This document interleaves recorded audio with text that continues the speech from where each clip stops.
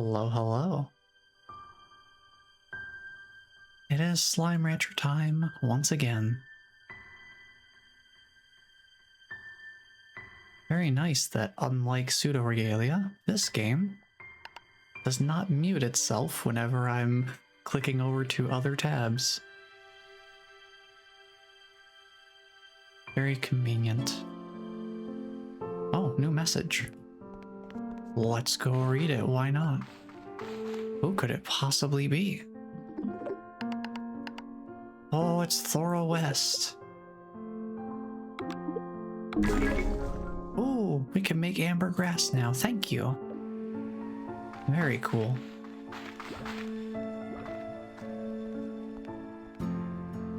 Okay, so yeah, the main thing we need, as usual, is money. Okay. First order of business, what drones do I have set up right now doing gathering?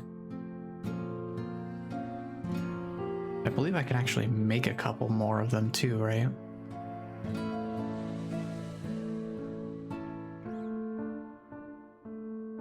Oh yeah, I should probably have my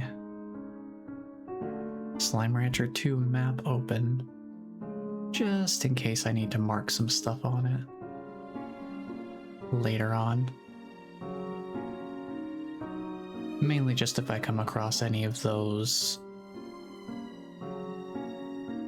ghostly drones, I want to be able to mark where I've found them. It'd be handy to be able to do that as it happens.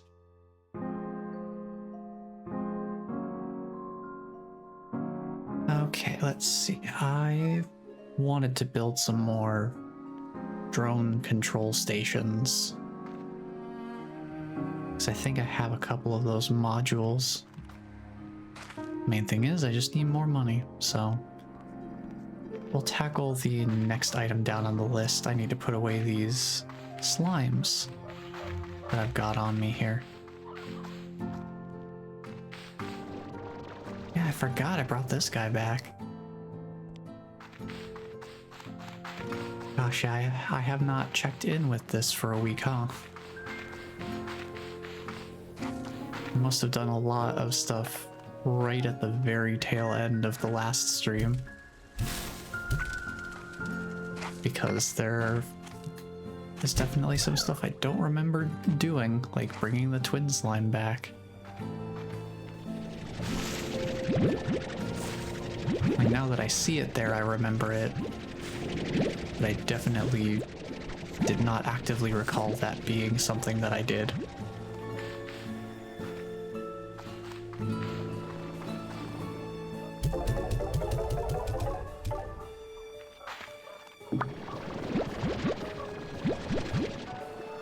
We'll just do a light bit of cleanup here.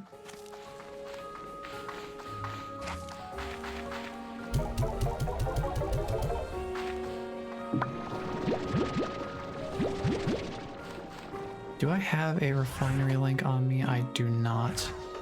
Another new message at the comm station, huh? I'll have to check that in a moment, because there is actually a drone over here. Okay, I do remember... I remember one drone that we have for sure red, and it's the one where... It's the one over where I was raising tons of chickens before. I remember we read that one. But we have not checked this one out. So let's do that real quick here. I used to be afraid of the water. It felt like it was endless and would just swallow you up. I was only ever willing to dip my feet in the shallows, where I could see the bottom, see the extent of it. And now, what would you even call what I plunged into? Water so deep, so endless, that I may never see the surface again. I'm feeling sorry for myself again. I should get back to work.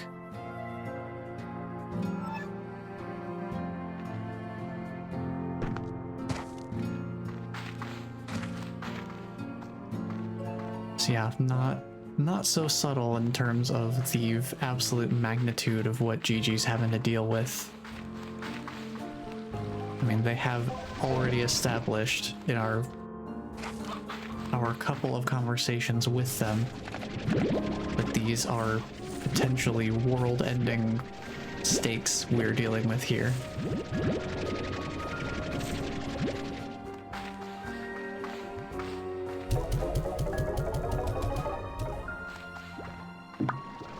Because whatever this prismatic influence is from that space debris, it's serious business and it's spreading. Oh yeah, I can use these for the incinerator. I forgot that's a thing I need to feed here. I'm gonna go do that real quick, just get rid of these fruits.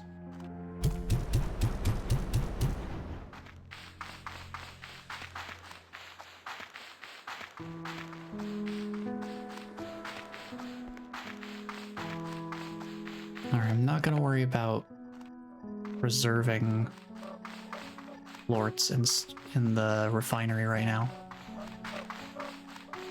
because money is of utmost importance. You don't need to do any feeding. How about you target plorts in plort collectors and sell them? Do that instead. That will be more helpful. Thank you for your service.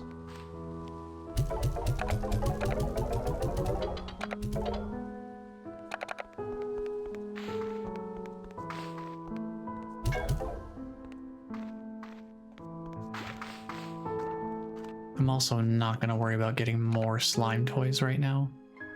As much as I want to look for them over time, that's also something I can do post-story. Oh, Victor. What you got? We got another flag. Thank you, buddy. Very cool.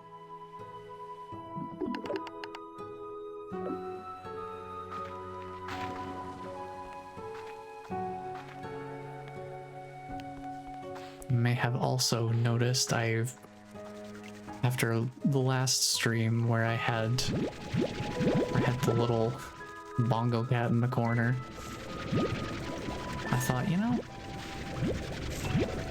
I could keep that going. I do have this, there's like a pink slime skin for it. And since I play this game with mouse and keyboard instead of a controller, everything that I do actually causes interaction with it. Whereas with a controller, anything that I'm doing with the analog sticks doesn't get picked up because it's not a quote-unquote button press.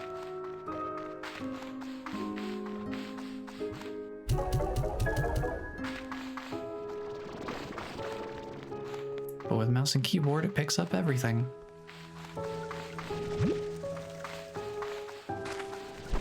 Okay, I'll just pick up one full stack, and then anything beyond that will be totally fine to just leave it as it is. Because we have surplus, we have an extra 100 fruit just hanging out in the silo there if we need it.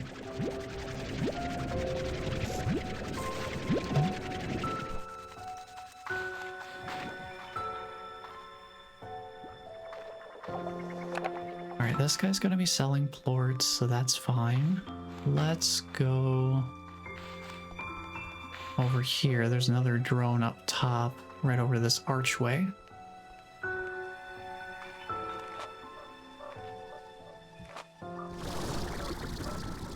So we'll go give this one a read. I had the drones rebuild the conservatory exactly as it was before. I was so happy to see it standing there again, its glass filtering the beautiful daylight of this magical place. When it was done, for a moment I almost thought things were back to normal. I thought maybe I would just walk inside and start again like nothing had happened. And though I know that's not the case, it was still so nice to finally be home again.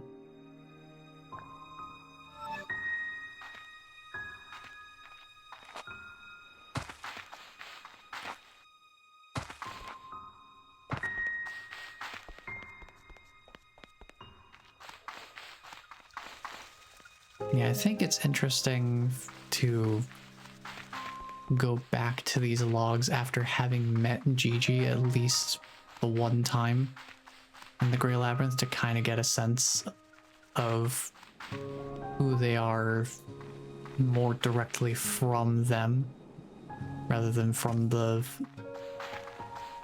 basically diary entries that they've left behind.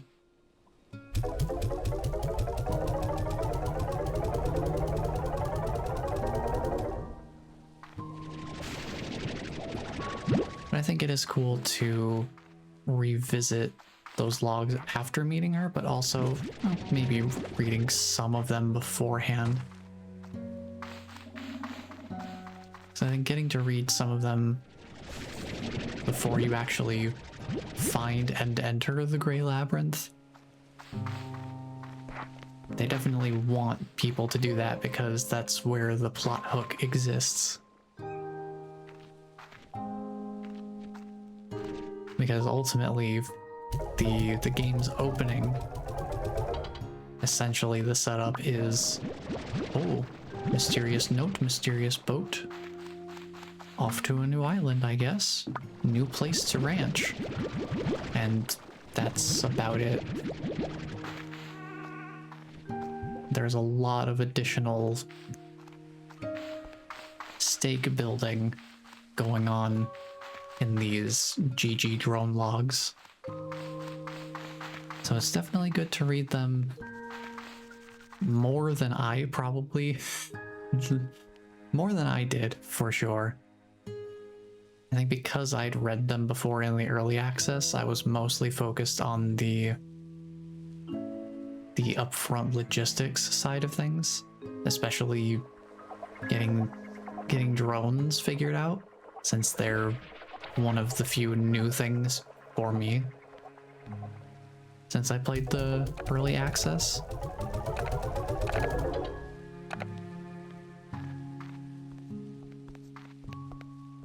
But it's all part of the experience, so I think it's good to read them as you're exploring for the first time.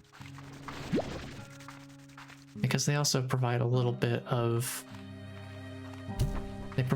character about each area too.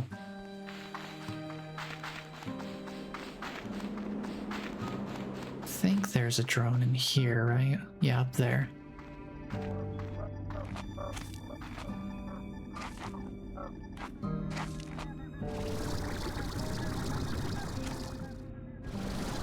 Let's read this one in the cave. Oh, mushrooms, my first love. I still remember the day Mom told me that they aren't actually plants. I couldn't believe it. After I got that field guide, I would always sneak into the forest with Grandma's old suitcase and collect as many as I could. When she found out, Mom was so upset. But I think she was more upset about Grandma's suitcase than anything else. I didn't know it was special to her.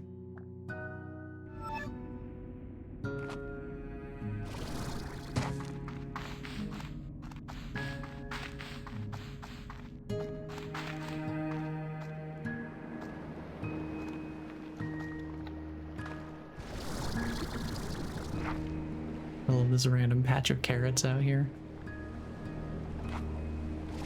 Like, they could have just put the treasure pod out there, and that would have been fine on its own. But they threw an extra few carrots in there. Almost feels like a cheeky joke on their part.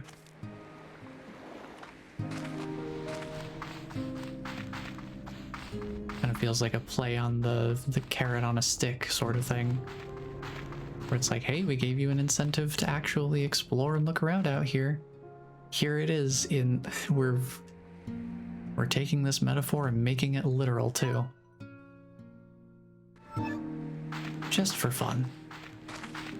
At least that's how I interpret it.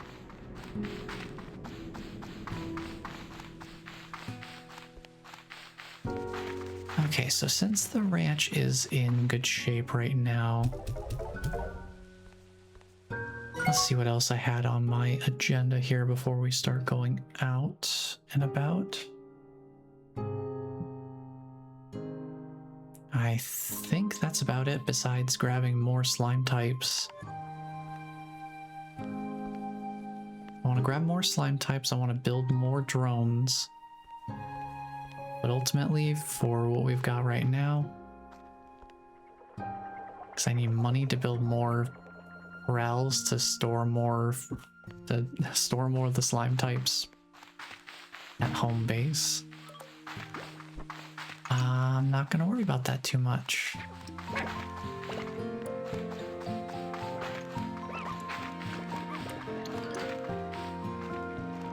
This guy, we can actually tell that we've interacted with the drones because they'll have this sort of sleepy face to them. When we haven't interacted with them yet, they'll be all boisterous and excited and making noise and moving around and stuff. They'll make it pretty apparent.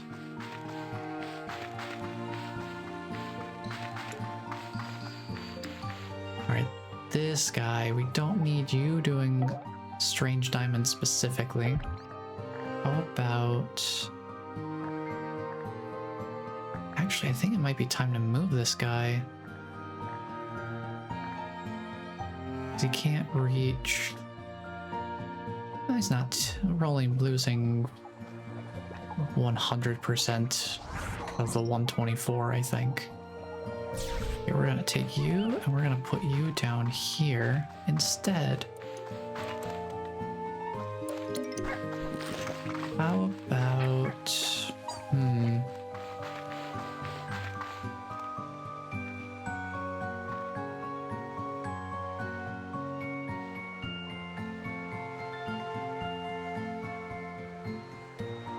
think this should be able to reach. I just want to make sure it can get every type of resource that's available in some capacity. Maybe right here?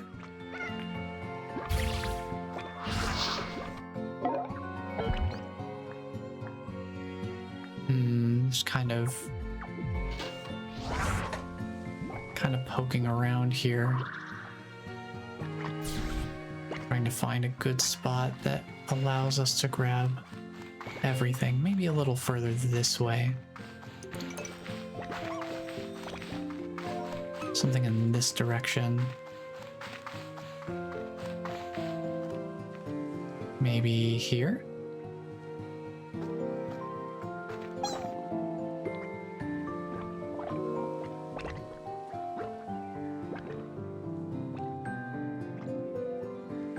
Right next to this fruit tree, perhaps? We got a lot of plort options. We have, yep, okay, we have the jellystone, the strange diamond, and the deep brine. That's what I wanted. Is being able to potentially get all three of those. We'll do that, and then I will take some of these fruits and toss them around because I'll need some plorts to power this guy up. Since that's apparently not something...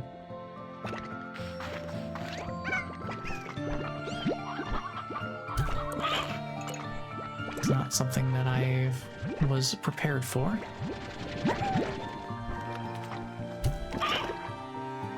I guess I didn't know for sure I was going to be moving. I didn't know I was gonna be moving the drone around to a different location. Let me just grab a bunch of plorts. We can use those to our advantage here. You eat that guy. And that should be a good number of plorts to work with.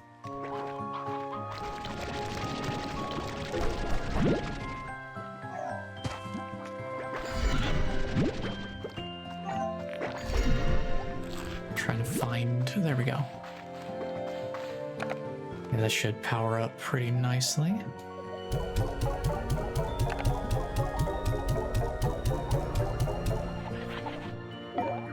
Yeah, 151, that's not too bad. That gives us a decent amount to work with. We should be able to operate for a while with that.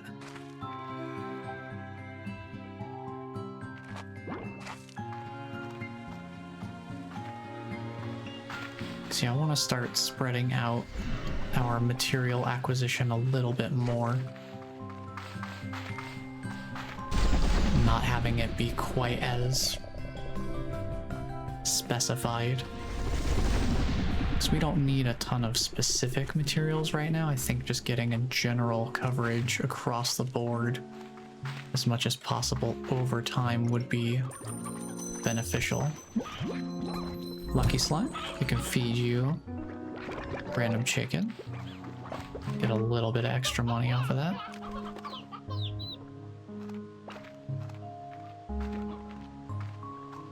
Okay, slime types. Let me review. What do I actually have right now? I'm just gotta cross-reference my plan here. I think basically everything we're looking for is Ember Valley or Grey Labyrinth at this point.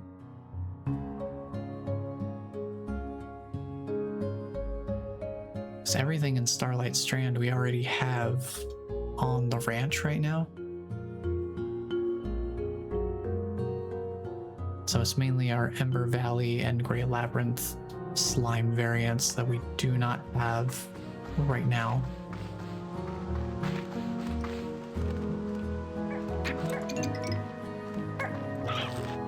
So this will mainly be just going through to check out the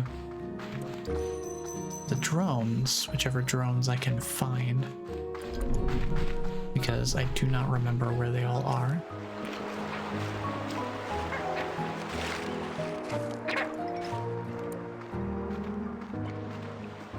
Was there one over here in the tide pool area?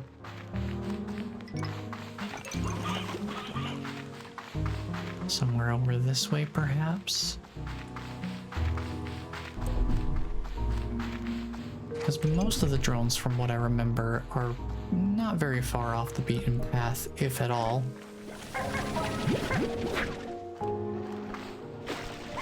Which makes sense, they are mainly story elements. So I don't think they would want to hide them super devilishly or anything like that.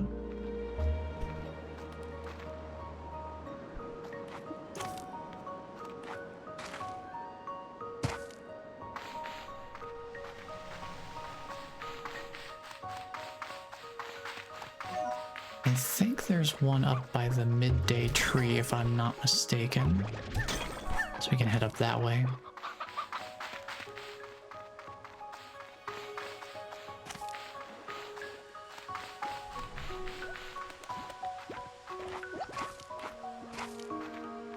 For that, we can go here.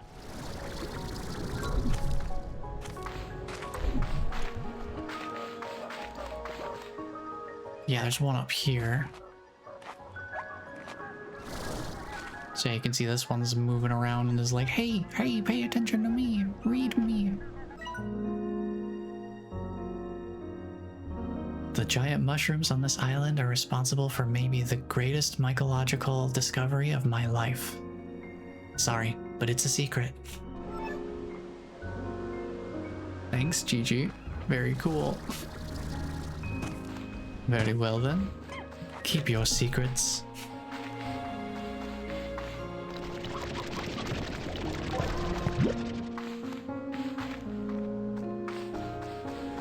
I think there's another drone up here.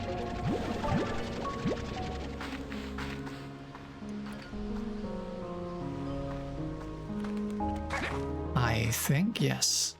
We have read that one, by the looks of it. Let's see, there should be more over this way. Oh, you know what?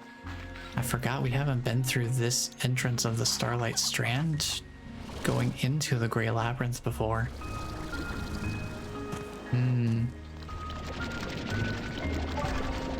Maybe I should do that while I'm here. Ooh. That'll be our 4th puddle slime. Now, I did look into slime behavior a little more specifically after the last Slime Rancher 2 stream. And yeah, it basically makes sense what it is, like how it works. It does basically boil down to, yeah, the keeping a slime fed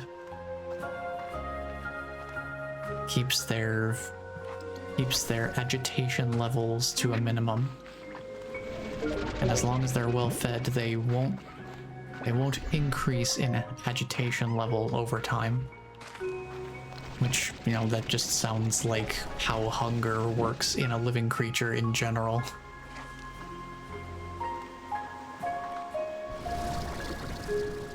It's like, yeah, if I didn't eat for a long time, I'd probably be pretty agitated too. So I think the main takeaway is keeping your slimes well fed is a very, very simple and straightforward way of keeping them happy. So as long as you make sure you have enough food for your slimes, there shouldn't be very many problems on the ranch at all.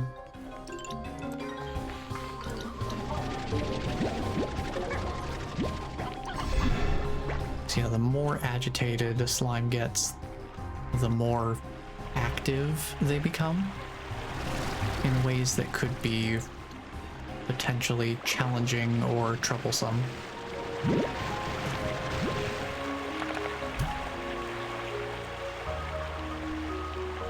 And there are some slimes that are definitely more difficult in that specific arena than others.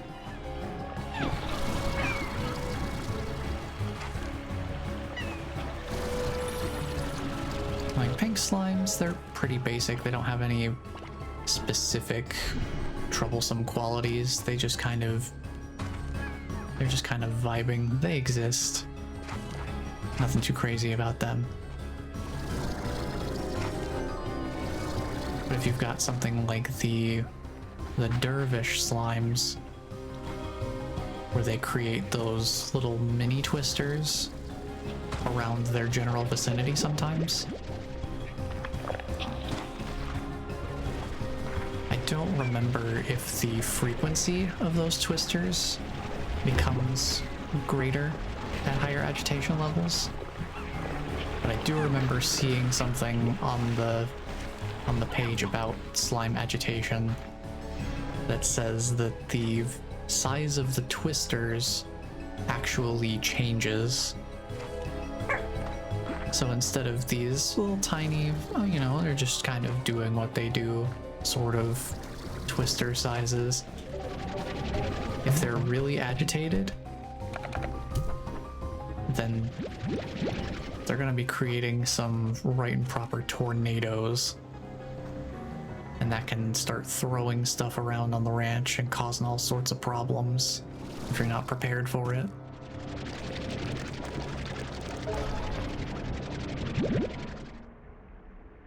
So the importance of importance of keeping low agitation does generally vary somewhat depending on what slime type you're specifically dealing with.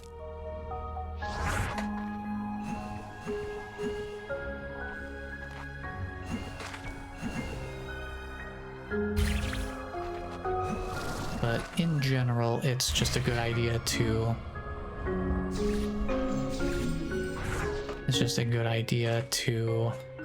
keep them well fed regardless, because that's just the right thing to do, regardless of any extrinsic motivation.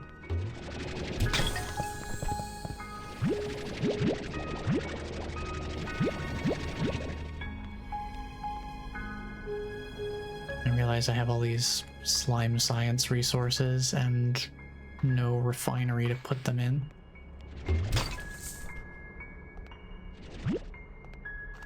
I kind of want to dump those out before we get into the Grey Labyrinth. But we will check out this entrance. I do want to remind myself of where it goes. We actually have interacted with more drones than I thought. I thought I just almost totally neglected them, but we actually have checked several of them. Good on me, I guess. I did more than I gave myself credit for in terms of keeping up with the drones and interacting with the storytelling aspect of this game.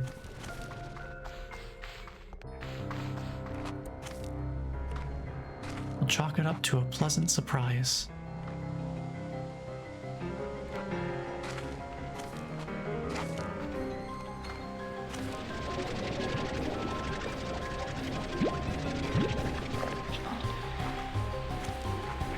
Yeah, I figured since we already have all the slime types we need from this area that I would just grab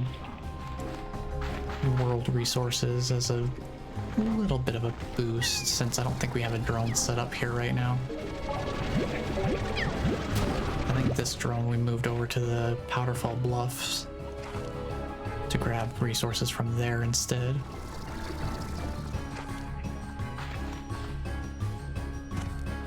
I feel like there might be one more Gigi log out here.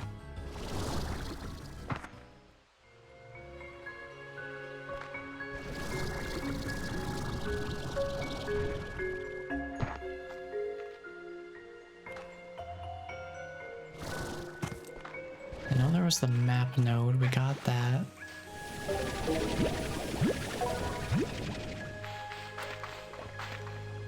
Trying to think if there is a drone out here or not.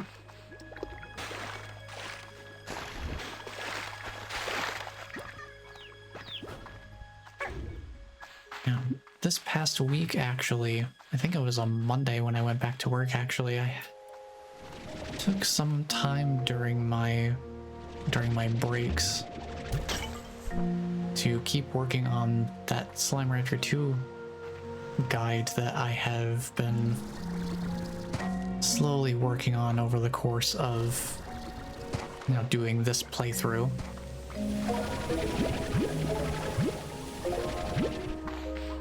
I hadn't worked on it in a little bit, and I think that's mainly because I had kind of covered a good chunk of what was available pre-Grey Labyrinth. Oh, gold slime.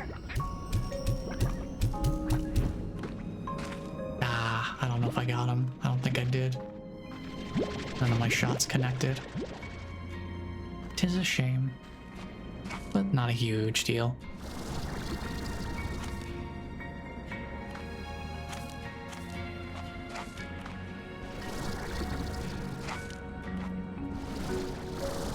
Where is the connecting passage out of here? Pretty sure there is one. Is it in here? It's here. This is where I came in. Where is the door that leads? Oh, it's up this way. Okay.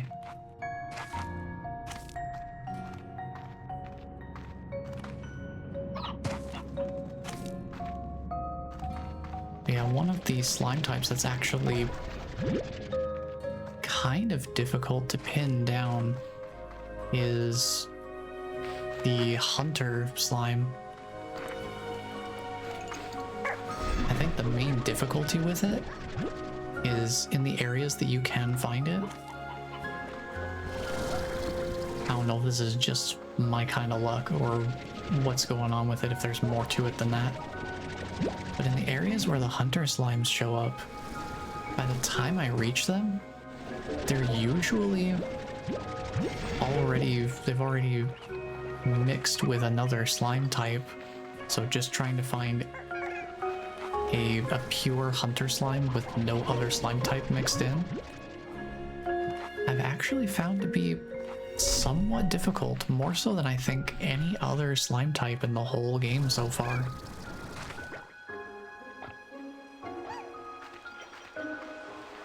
I don't know if they're just more aggressive about pursuing the plorts of other slimes, and that's contributing to it,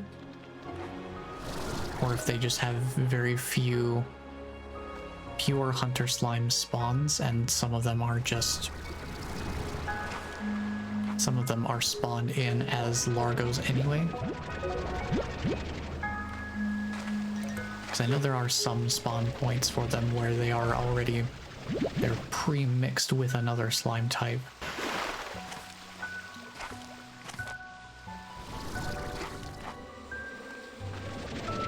That is something I've noticed, because I was trying to write about an area where you can find the hunter slimes. And I'm sitting here like trying to figure out, where can you actually see pure hunter slimes for the first time? Because you can see a Largo version of them pretty immediately in the Starlight Strand here. But finding a pure hunter slime is actually kinda challenging.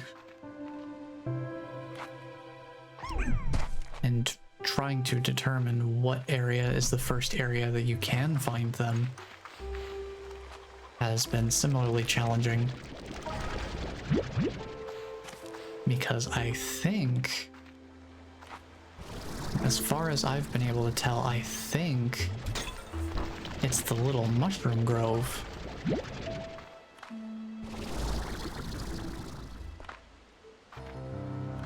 And this one over this way. But I can't tell because this area spawns the pre-mixed largos. I think they're mixed with, can't remember, is it cotton slimes they're mixed with here? Might be. These ones for sure mix with the cotton slimes in the area, but there's regular cotton slimes, and I'm pretty sure there's also, yeah, there's one. But I feel like seeing these guys is pretty rare, just regular old unchanged hunter slimes. And so just trying to draft the overall general script I want to follow. Trying to navigate the area in such a way that it's still easy to follow. It got kind of challenging once I started trying to figure out where the hunter slime would fit into everything.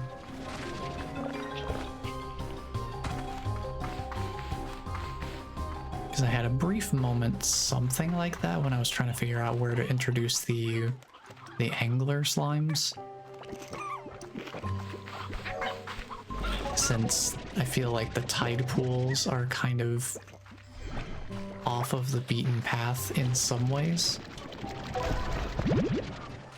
Ooh, I hear a drone actually. Hold on.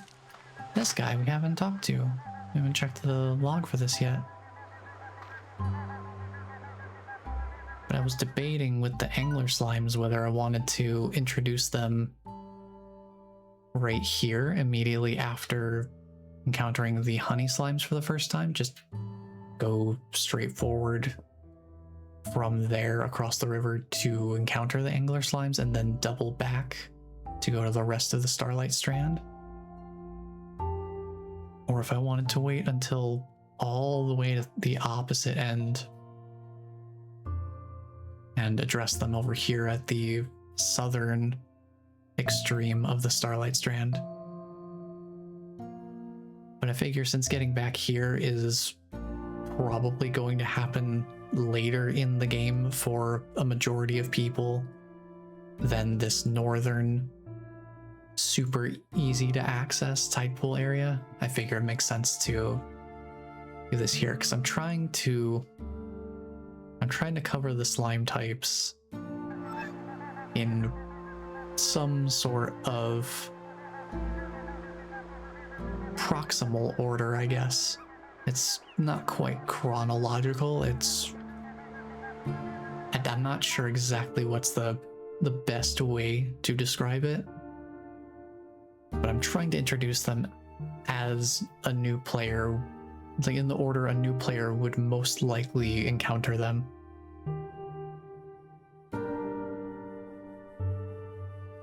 While also making consideration for what would be the earliest spot you could possibly see them. Because some people might just stick around the Rainbow Fields for a good while, and they'll probably see their first phosphor slimes there, because they'll be there until nighttime and then they'll start spawning.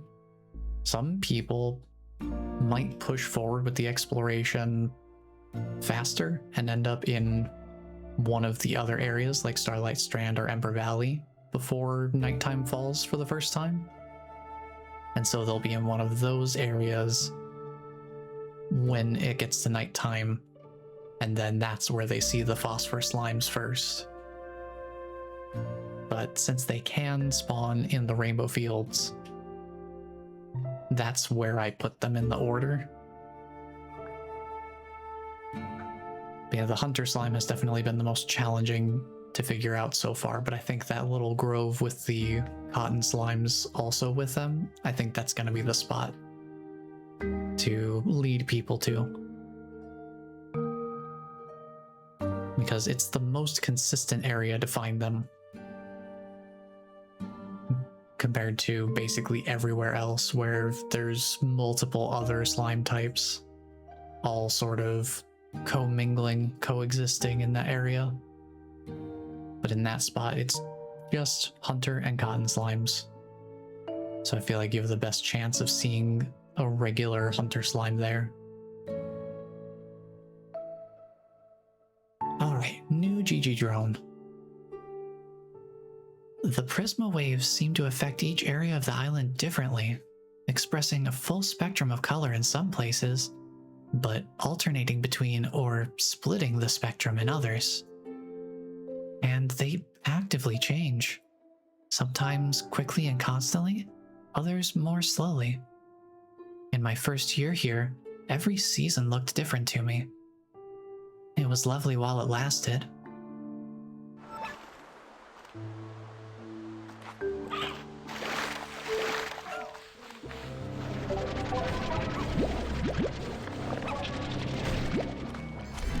Now I feel like, was there another drone up here?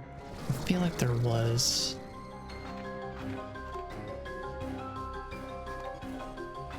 It feels weird coming up here and not having it be an absolute chicken apocalypse going on.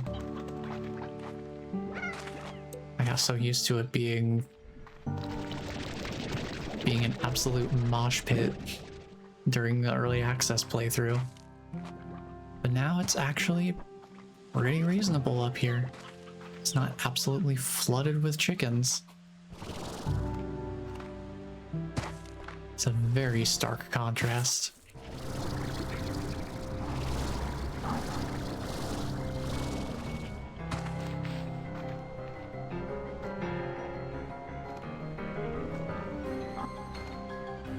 Alright, I wanted to get more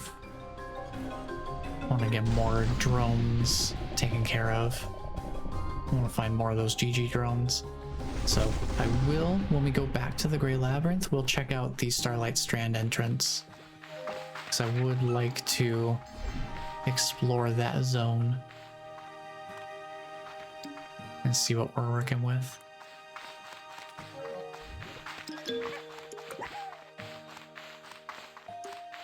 Yeah, to wrap back around to one of my earlier points, since I remember we have the puddle slimes.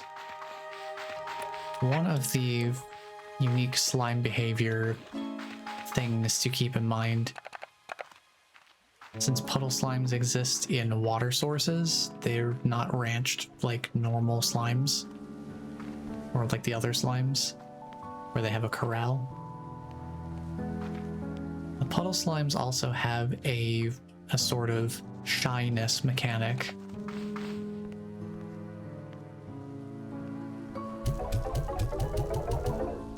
Where basically if there's too many slimes in close proximity to them, they will not produce plorts. Just at all.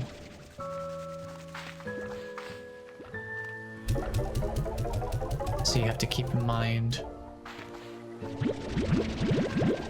that there's a certain proximity limit to how many of them you can have next to each other. And normally the limit of slimes is for each puddle slime, you can only have 3 other slimes near them. So if you were to put, what I usually do is I just put 4 puddle slimes all together. That's as many as you can have next to each other. Because if you put a 5th puddle slime in that same area with the other 4, then that'll be 1 too many. And they won't be producing plorts. Unless you have a rubber duck toy in the same area with them. That does let you put a 5th puddle slime in the same area.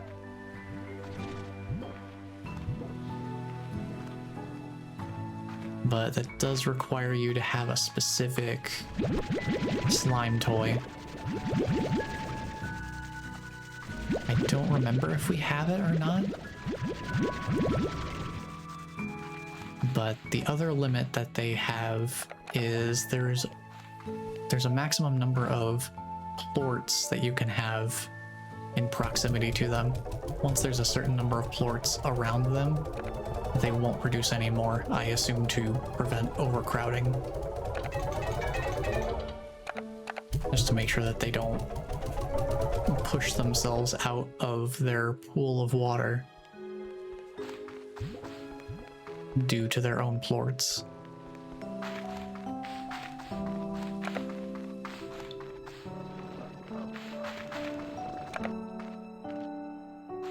Well, this guy's finally out of chickens here, so we can put the extra fruit in here. Grab those on the way out.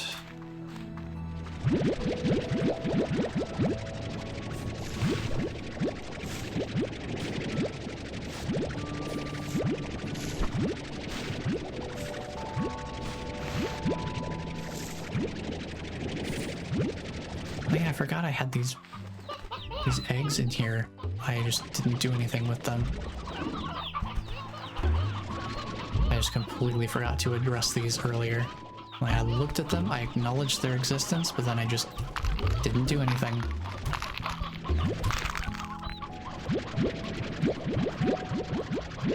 I need to manage the chicken populace here. Let's see what we've got going on.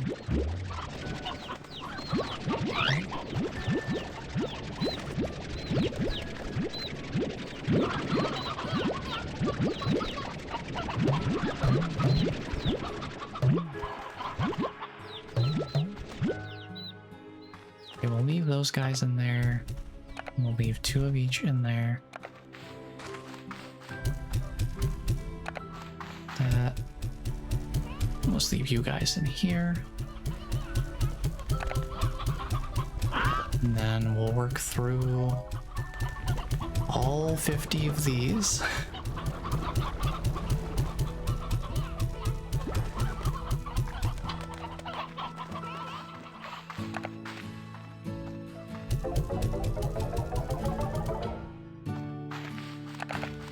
Let's toss some food in here.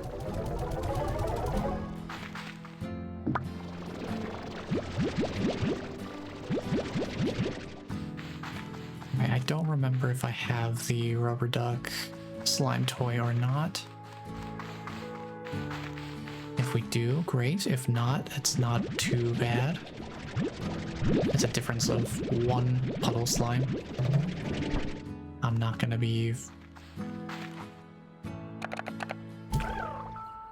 too upset about it or anything, because here's the other thing we can do.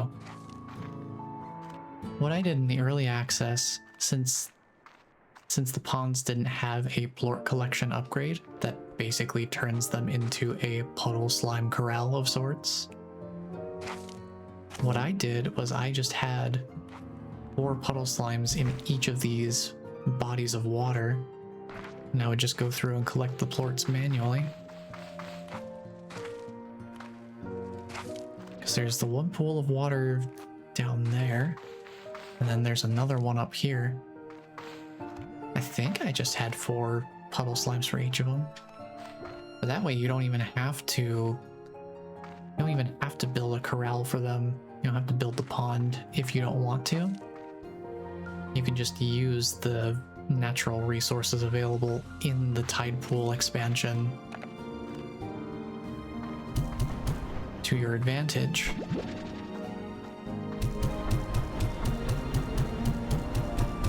This thing's looking pretty empty.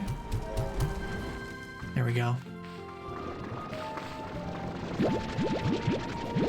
Let's recycle some of these fruits here.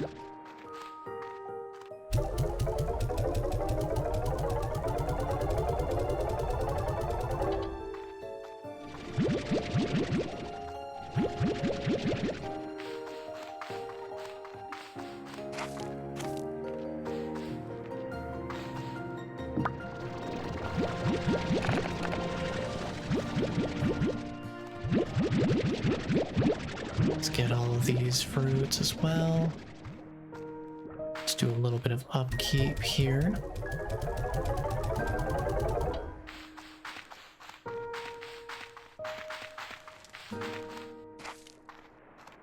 Oh, look, he's already getting to business here. So yeah, if you don't want to build a pond for the puddle slimes, if there's something else you'd rather use one of these plots for, you totally can just have the puddle slimes in these bodies of water. I never had any issues with that when I was playing. The only potential downside is you are somewhat limiting the amount of plorts you can get over time, because the way that these guys work when they're out in the open like this, they'll only generate a certain number of plorts. They'll only kind of like queue up a certain number, it seemed like, and they'll only start sending them out when you actually load into the area.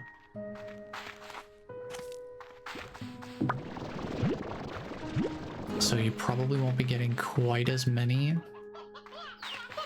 total plorts from the whole thing. But if you value having that extra plot more, then that's certainly a strategy you can employ.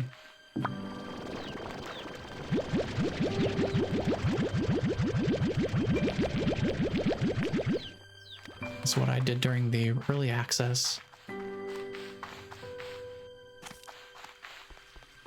I will say puddle slimes, I think, are one of the first, if not the first, plort type that I maxed out during early access, so take that for what you will.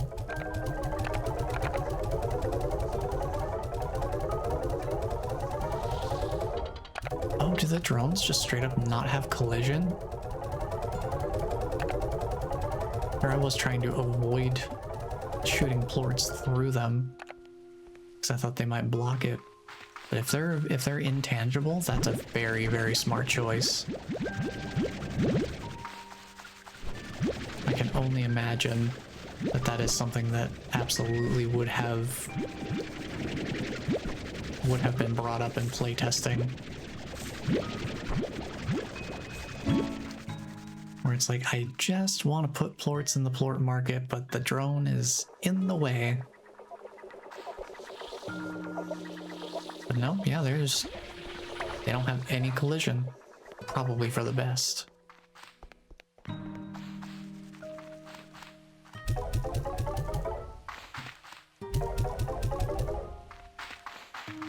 Yeah, I feel like these fruits are definitely more plentiful than they were in the early access. There's no way I had this many to work with.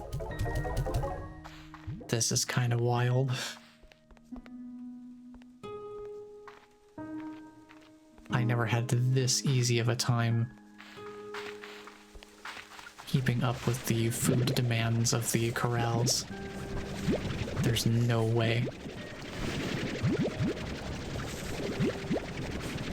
I would remember if it was this easy. The reason I had as many fruit trees as I do was because the numbers I was working with from early access led me to the conclusion I would need this many fruit trees to be able to feed all of the... to keep all the corral's auto feeders topped off, or even just at a relative balance.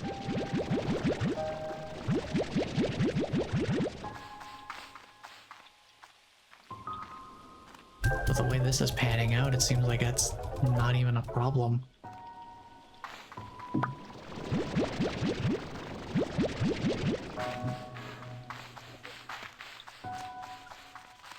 I might actually be able to use those plots for something else. Like, I might take the fire slimes, I might move them into the cave where they're more thematically fitting.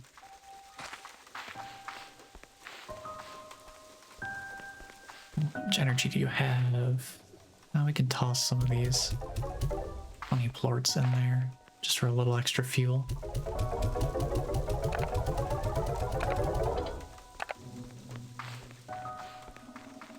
I need to go grab these other plorts from the hunter slime. I'm gonna have to make 2 trips for this. Just because there's more than 50 of the hunter plorts, or ringtail plorts.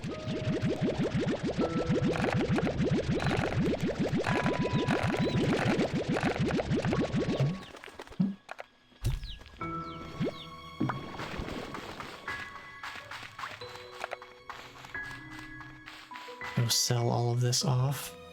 I think we should be able to afford the tank booster once we're done with this. Oh, market refresh time. Cannot deposit plorts while the market is refreshing. Oh, we're getting Stormglass too? Oh, interesting. And I guess it makes sense that we'd be picking up stuff like that too. But wow, I was not expecting that. I guess that's a pretty easy way of getting the storm crystals if you need them. Instead of waiting for a specific weather condition and hoping to get lucky with where the lightning strikes, you can just have a quantum drum. Cool. Gather some for you. Alright, give me that tank booster, please and thank you.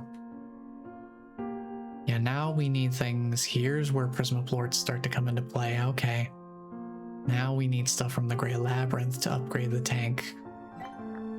Okay. But having 60 is already gonna be pretty nice. Let's see, what else would be valuable? Yeah, I need to bring baddie slimes. I need to bring baddie slimes to the ranch. We need them for our power core upgrade.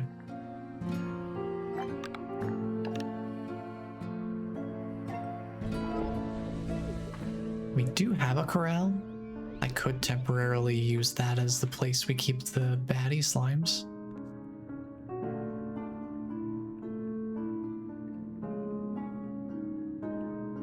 Let's see, Stego Buddy, this goes with the... We can put this with the Saber Slimes. I forgot to put this slime toy with them. And it feels nice not having a performance hit back here thanks to chickens.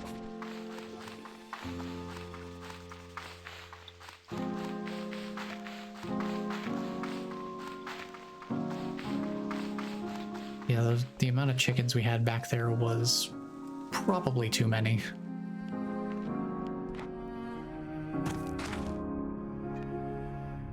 Let's see here. I don't think we're doing anything with these yet. I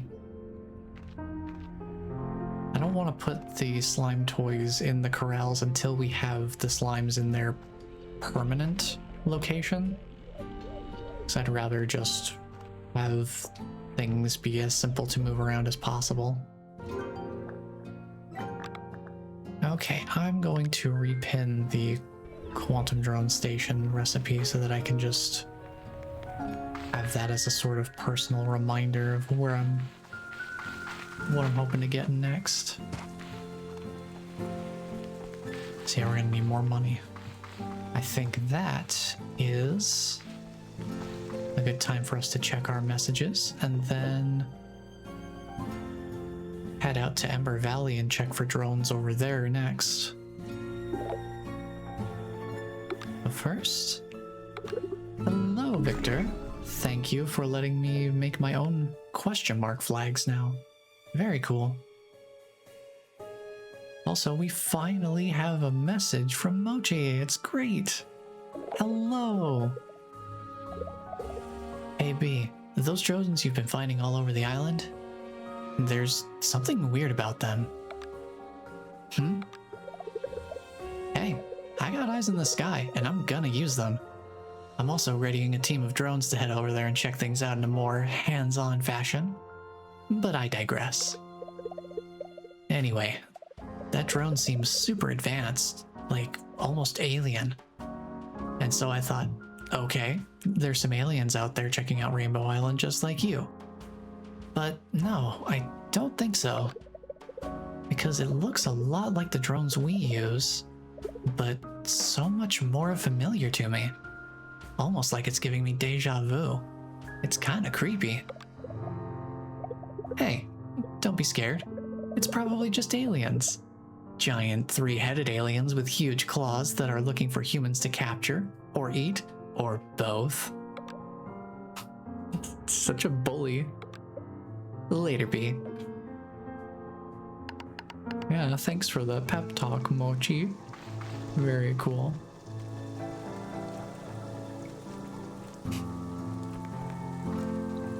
Yeah, I think she likes us a little bit.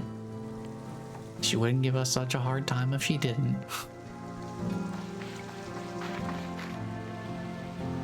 Alright, Ember Valley, let's go look for some more of those Gigi drones. So yeah, another good reason to actually interact with them whenever you find them. Chickens, where you going? No, where you going, buddy? No. Stop. No. Where are you going? Stop falling off the edge.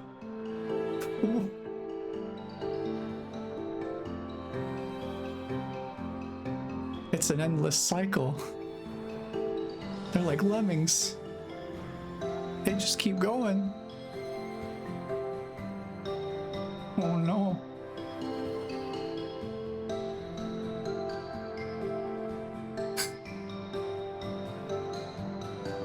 You gotta stop.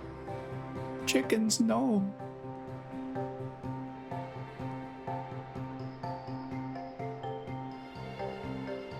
No, I can't bear to look anymore. They're gonna just keep going.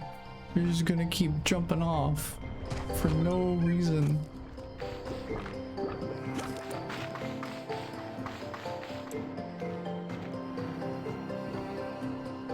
trying so hard to hold it together here. I can't believe what I just witnessed. Oh, I need a moment. Hold on. I think I need a moment. Oh no, there's no way. I don't think I've ever seen them do that before. It just kept going. Oh no. Why would they do that? Why would they do that?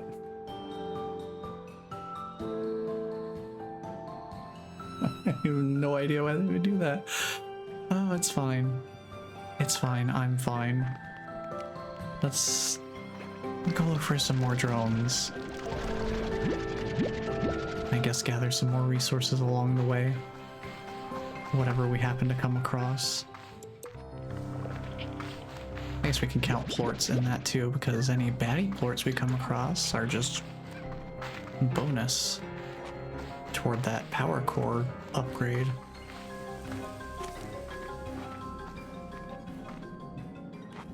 Let's see, we've got some silky sand here. I know we needed that for something relatively important. I remember that being something I was like, oh, I really should get more of this, huh? I think we're probably doing okay on a radiant ore, just because there's so much of it in the areas that I normally explore anyway. The thing with silky sand is it's only in more coastal or sandy areas. So, considering the places we tend to find ourselves in, the locations are marginally more selective.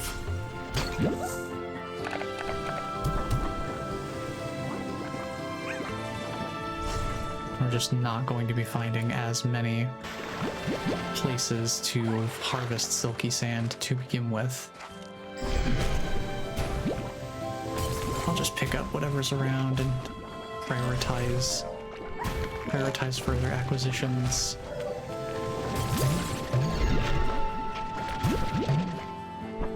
Based on their current value. Here, I can bring these a little closer.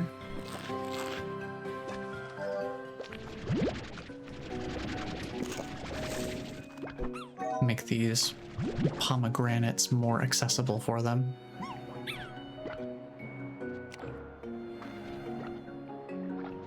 Hey buddy, you want to eat? You wanted to eat food. Here, food, right here. Right next to you. Right next to you. Right next to you. Were you not the one who wanted to eat it? I could have sworn you were the one who wanted to eat it. I think maybe you do. Maybe.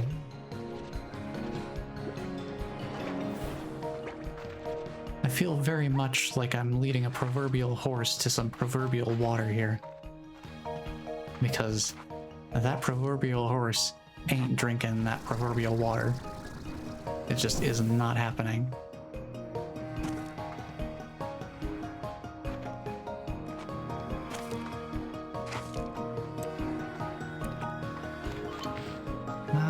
We get enough puddle plorts on our own. I'm gonna grab some of this oil while I'm here. I don't think we have very much of this. I would like to have more.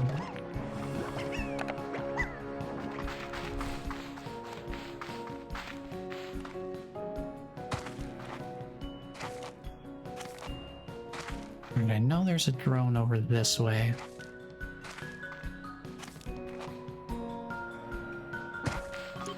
Since I already have rock plorts, I might as well pick up the ones that are down here. I heard some more radiant ore.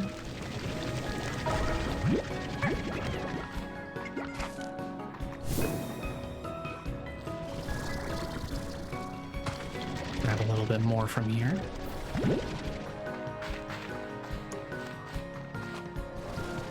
Alright, this drone right here is a new one. So let's give this one a look. I know I'm on a mission here, but that hasn't changed anything about these geysers. They're still fun as heck. I think I can afford a few minutes for a splash, like the old days.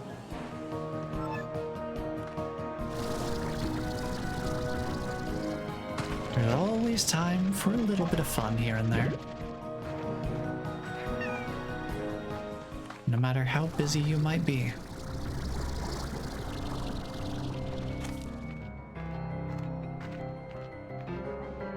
Hey there, ringtail slime statue, how is it going? Yeah, that was something else I found kind of funny as I've been working on that Slime Rancher 2 Slimes guide. It's just how much more I'm writing about certain slimes than others. Some slimes you just really don't need to say a whole lot about to convey all the important information about them.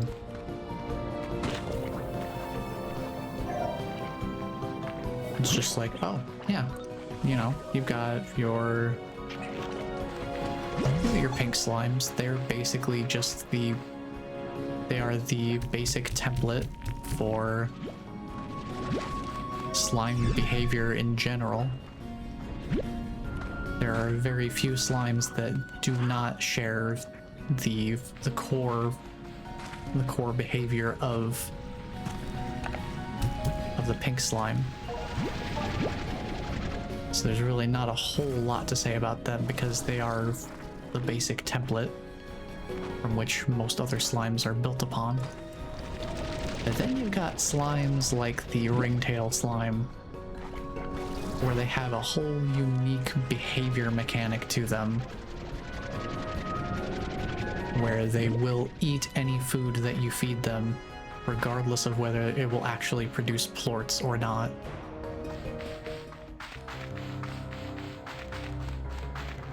So I think the ringtail slime actually is the longest single slime explanation that I've written so far. And since it's a first draft that I'm writing, I might have to go back and refine it later. I don't know if it's just because I haven't found a way to convey the information more concisely. But I feel like it is one of the arguably most complex slime types in terms of having unique behaviors that warrant some amount of explanation to really make sense of them.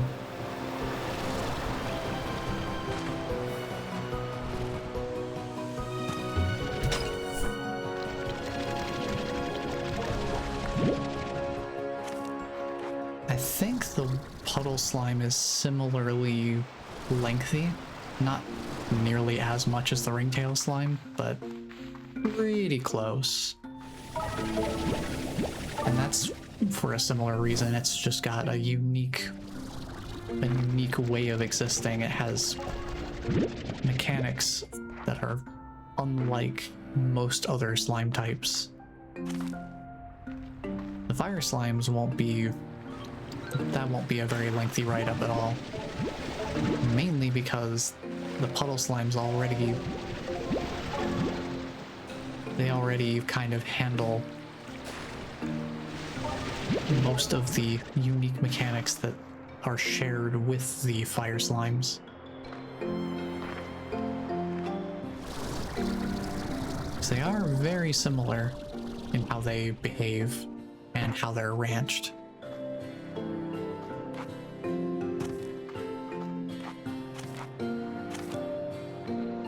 The only thing that's really different between the two is mainly they need a different environment to exist in, and they feed off of that different environment in different ways. But ultimately, that's about the extent of the difference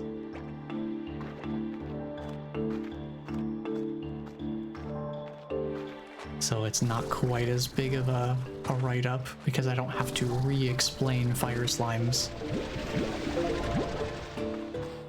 from the ground up. I basically just have to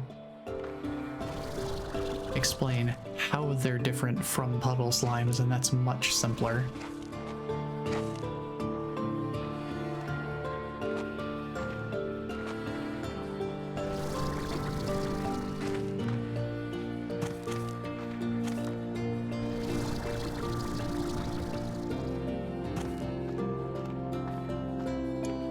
There's a couple more drones this way.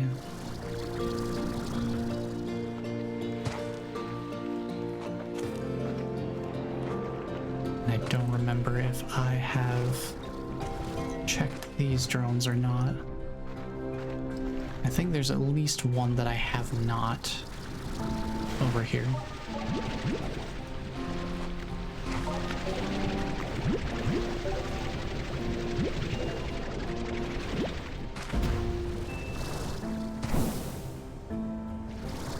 Now I will say one thing about the treasure pods, because it just came to mind for me. I'm very, very happy that unlike the first game, you don't have to unlock different levels of treasure pod opening capability. You can just open treasure pods right away. So you don't have to try and remember where the treasure pods were and then come back to them to open them. I think the only reason you'd really have to remember where they are is if you're looking for ones that you're missing. And that way you can make better sense of where your search area should generally be when trying to find new treasure pods that you haven't opened yet.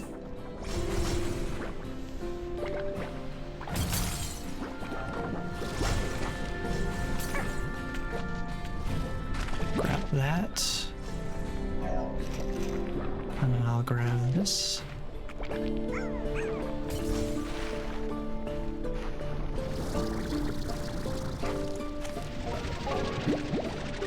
Go around and grab some different resources here. You're getting a pretty good amount of resources. This is actually a pretty decent haul here.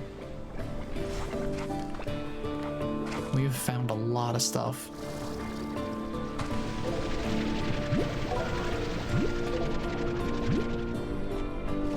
Not too shabby.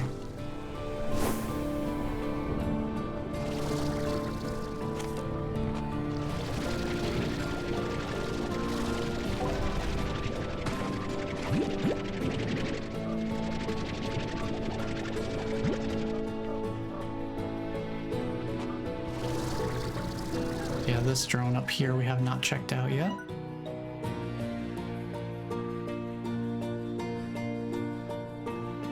Sorry, I just had to fix my posture there. I realized I was slouching slightly.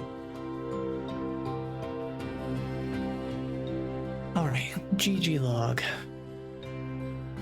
I never managed to conclude if the Prisma waves caused all this lava to erupt to the surface, but I believe it did.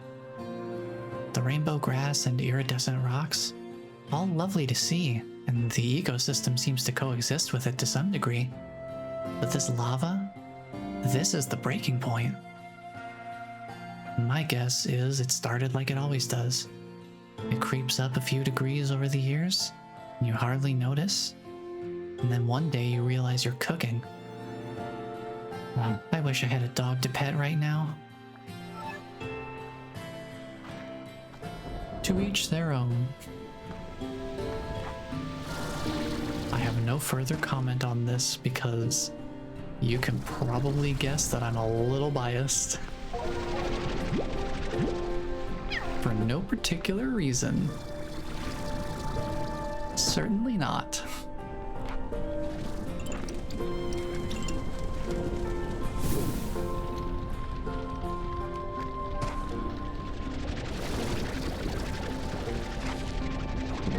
Give me that.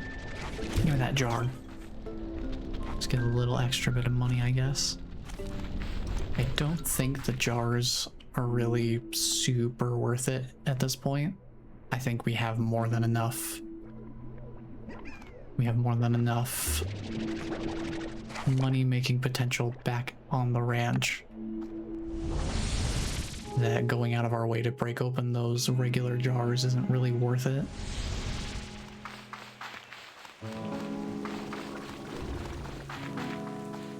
Let's deposit all these items here.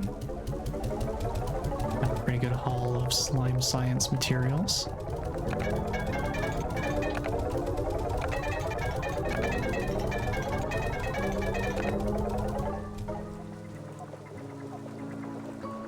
One thing I could have done was kept one of those baddie plorts. I didn't realize my mistake until it was already too late.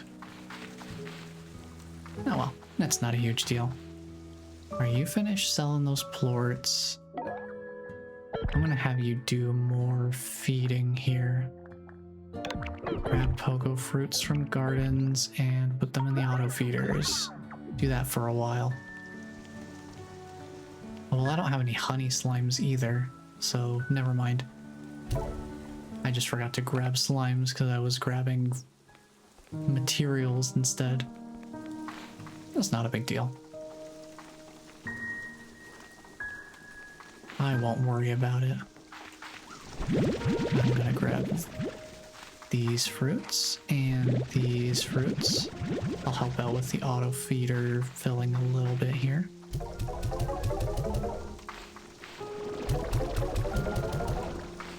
I'll just do a marginal amount. Bring them back up to 90. So I want to keep some of them for checking out the other areas.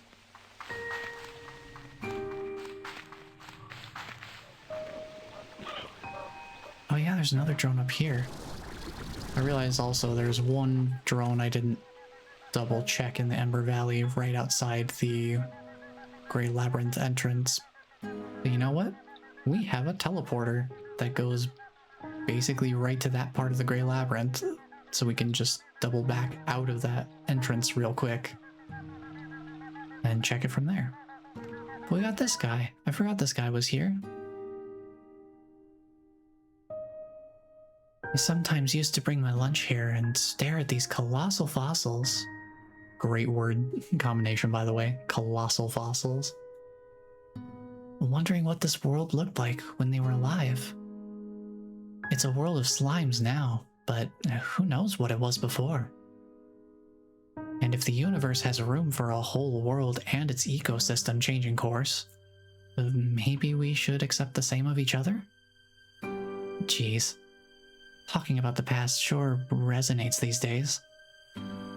I wonder what profound thoughts I had to share back then.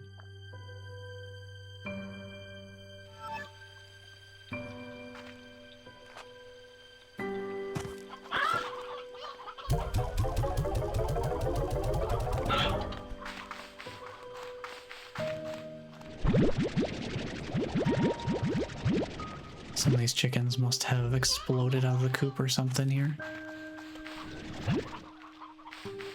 Pick these guys up.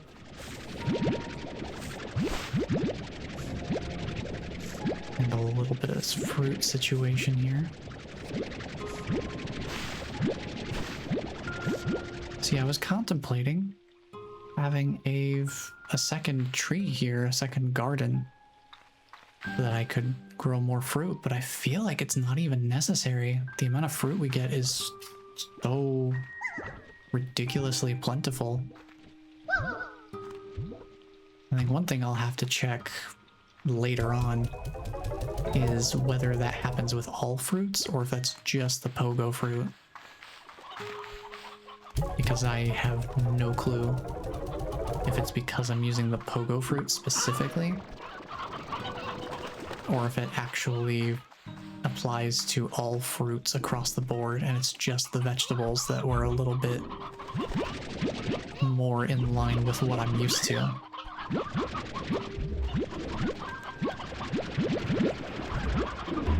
Because you remember how we were generally keeping up with food supply when we were doing the water lettuce before. now we have so much excess happening. It's borderline unprecedented. I certainly wasn't expecting it.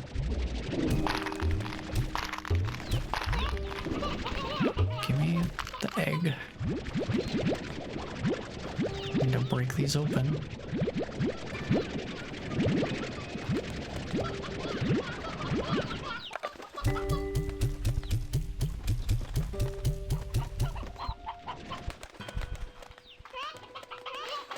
Let's get the elder collectors emptied out here.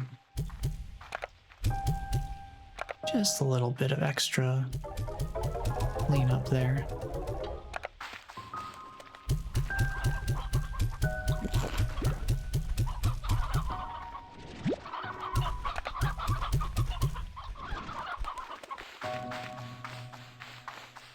And that should be good for here. Maybe clean up these guys too, just because there's a bunch of them around. And we can do that real quick.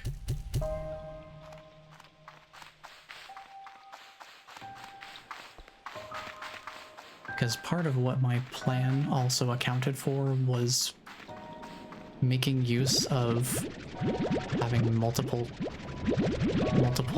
gardens in the same area so that I could stock up on excess and bring it to other areas where maybe I didn't have enough plots to have quite enough food for all of the corrals I was going to have in the area. But I feel like I don't even need to worry about that, at least at the rate that things are going right now. The numbers seem totally reasonable. We are gonna be totally fine.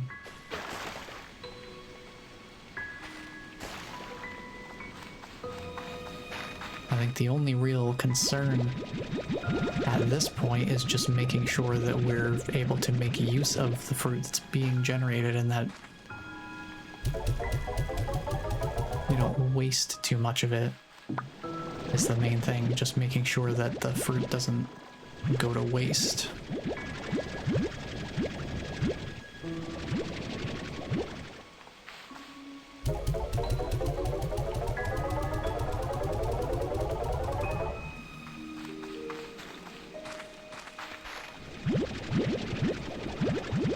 I mean, we have a pretty comfortable margin for that sort of consideration.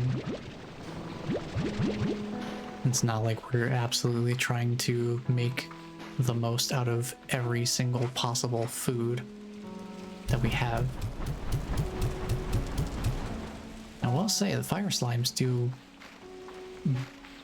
literally burn through a lot of food supply. Well, food supply. You can throw basically anything in there, I think. And that should work.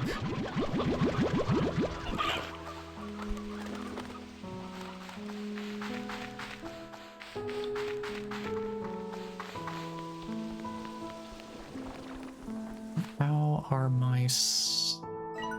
are my different drones doing here for power? I think I need to go refuel the ones out in the field.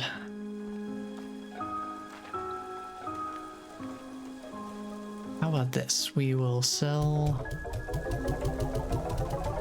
these off. I'll keep the puddle and the fire plorts. I'll use those to refuel the different drones.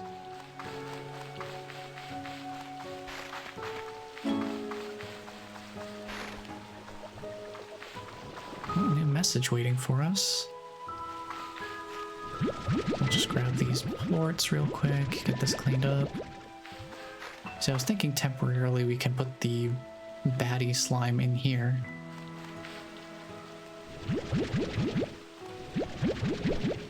Just so we can start generating baddie plorts. Start adding those into the mix.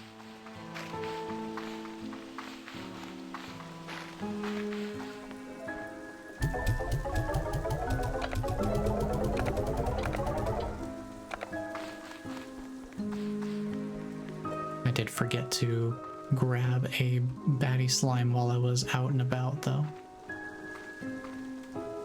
But it's not a big deal. Where is the drone at right now? What are they up to?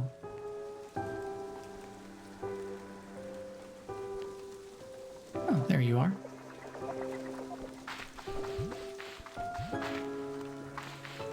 I think their food supply is fine. Go back to selling the plorts.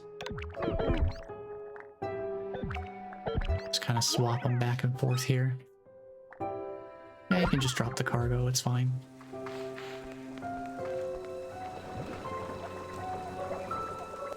Oh, nice, it actually drops the cargo. I was fully prepared for it to just delete what it had in its inventory and be okay with that. But that's even better. Pretty nifty. Oh, nice. We got some shrubbery we can place somewhere. And another rock clump. Let's go. Heck yeah, we got more rocks.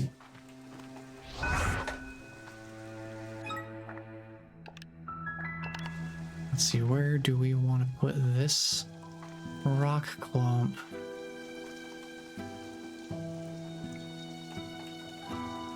We can maybe put some around the tree here. Give a little bit of extra geometry going on here.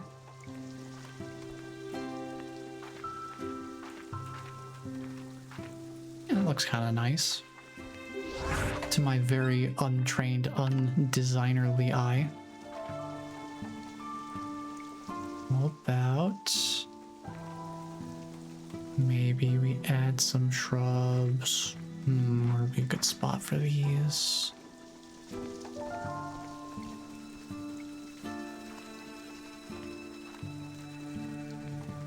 Now, if I could put them closer to this, that would be a good spot for them.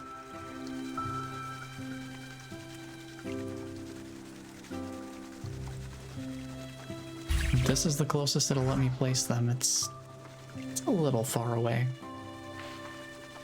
It's a little far from the wall.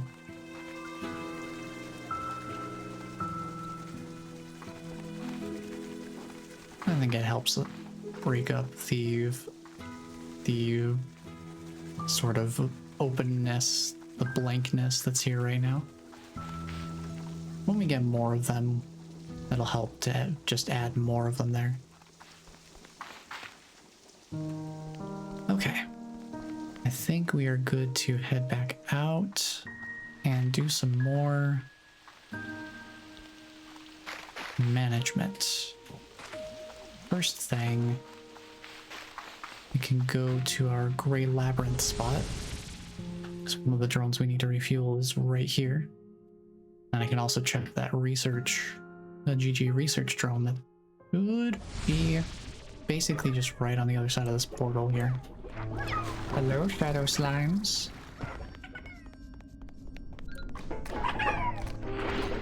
Cool seeing you. I'm just gonna toss all these puddle plorts in here. We're gonna really overcharge this thing. 479%. That's quite easily the most I've ever had on a single drone. I've never overcharged one that much. It's pretty handy though.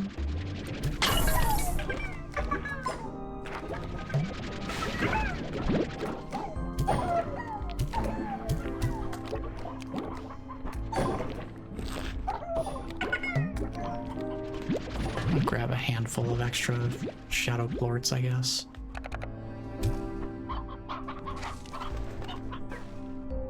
Just while we're here.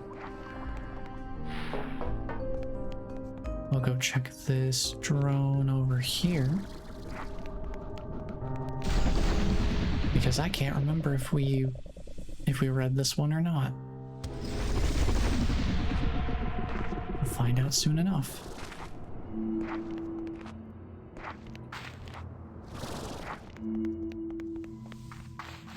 Yeah, I forgot to check this while I was over here. Oh, we did read this one, okay. While I'm here, I can also grab, I guess, some more lava dust since it's right here. But also, we can try and look for a baddie slime just on its own, maybe. I don't see any here. I might have to go check the cave. So all of these have already been largoed up. Oh, there's one. Let's get rid of the phosphor plort. I'm fine on those.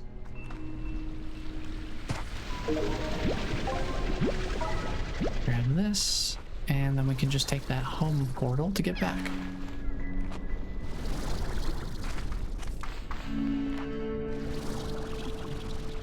Nice and easy. And we have so much easy access to honey plorts back at home base, so getting the Largo cross between the two should not be any trouble at all.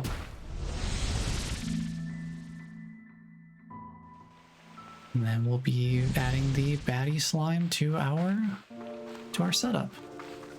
In a temporary location, sure. But it's still something. It's one fewer slime type we have to worry about bringing back. So let's see here. The high walls, we're gonna need the music box. I don't think they need a solar shield. I think the only slimes that are affected by the solar shield specifically would be the phosphor slime, since they can't exist in daylight, and the ringtail slime because they turn into a statue in daylight. So we'll get this outfitted because we will be using this as a corral for a different slime type later.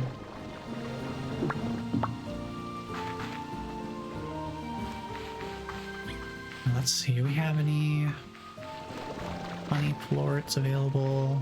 Does not look like it. You don't drop honey plorts.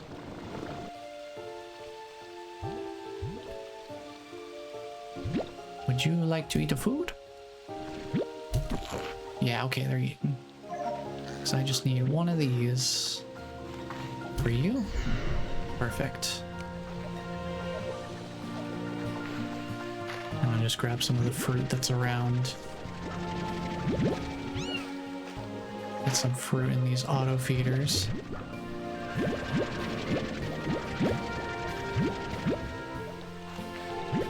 Because this one is completely empty. Well, not anymore. We're working from a very unsupplied amount here. So let's give it a little bit of a boost to start with. Let's grab some of these wild fruits. Not this one. Right here. There we go. That should help a little bit. Let's give him one to eat now.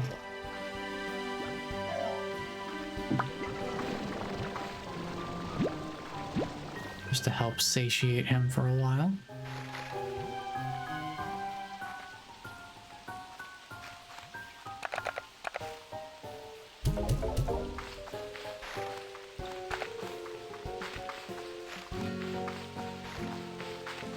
And this should be pretty helpful to have that.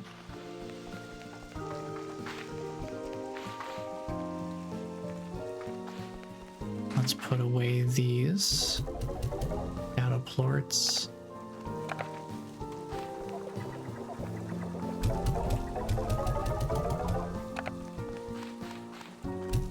And we'll give you a little bit of extra refueling. And then I am going to head out to the Powderfall Bluffs, and I'm going to use these fire plorts to overcharge that one.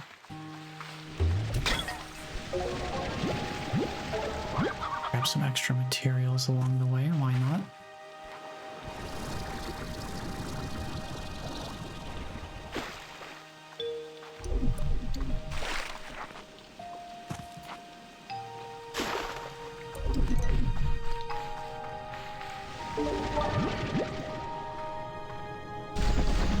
Not too worried about that jellystone. I've been getting a good amount of the ore, not so much on the... Oh, yeah, this drone. I guess we haven't checked this one out either. Glad I came over here.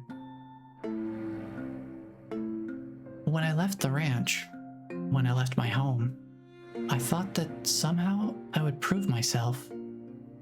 That I would prove to my parents that my choice was the right one, and they would forgive me for not continuing their legacy.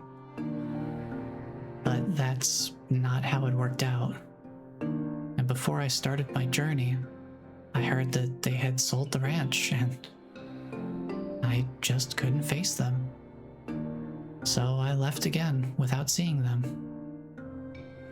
I regret that choice every day. I wish I could have said goodbye.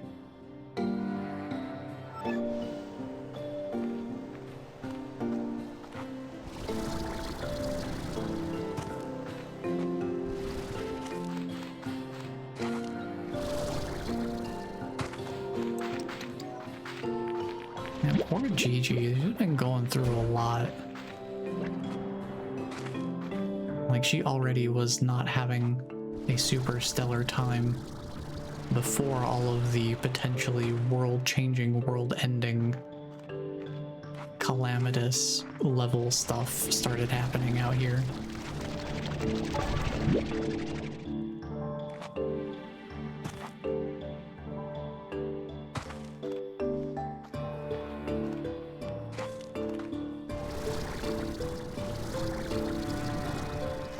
She recognized that she needs help, and she's found help, and that is what we are here to do.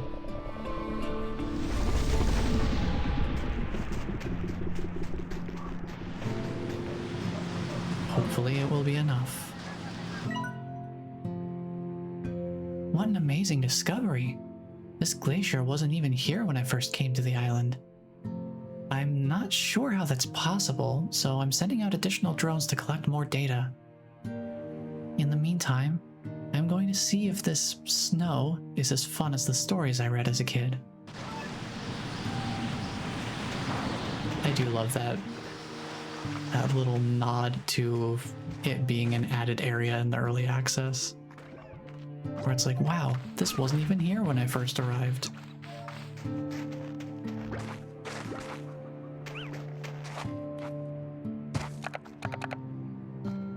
Fire plorts all going in. Just really charge this thing up so we don't have to make too many return trips.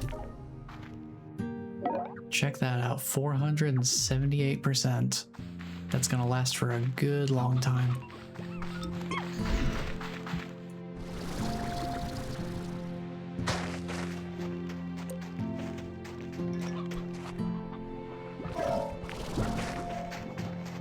Traipse through the main area here. See what other research drones we might come across. Since they did say they sent out more.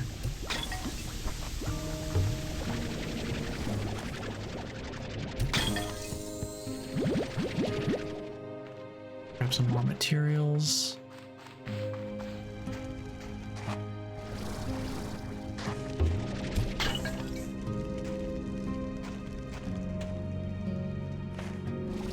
Let's see, I think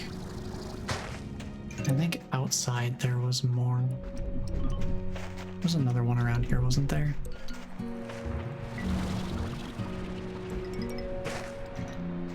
Maybe further up, but I think there was one outside.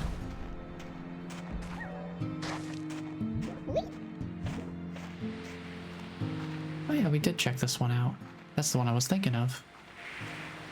Okay. In that case, I think I'm gonna probably be alright to leave. If there are any other drones, I don't know where they would be. And I do think that now is since we're at about the halfway point, it's good for me to take a short stretch and bio break and just take my eyes off the screen for a little bit.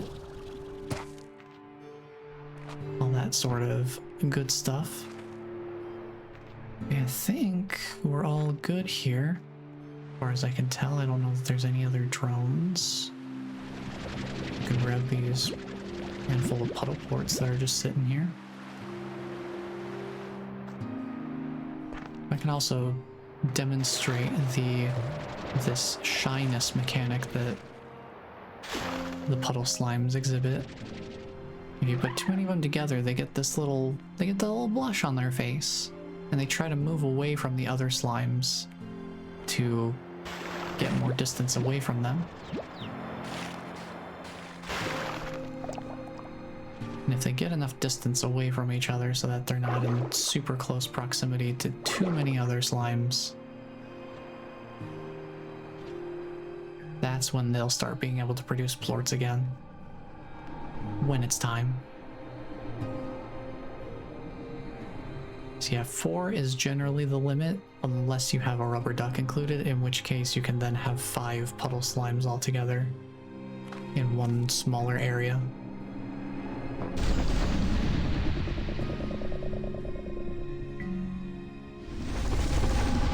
I don't think it makes a terribly huge difference having 5 of them versus 4.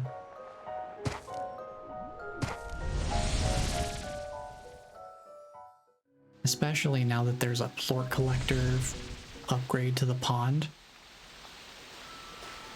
You're totally fine with having 4 of them. Like that's a totally fine number to be working with. Sell those off. I want to store the baddie plorts. And all this other stuff that we acquired while we were out and about. Seems good. Let you finish your plort selling right there. Once you do that, I'll set you back to feeding. I just like to swap them back and forth. I'll just do fruit in general. Doesn't need to be pogo fruit specifically, because it's the only fruit that's here anyway. I'll just go through and grab some myself.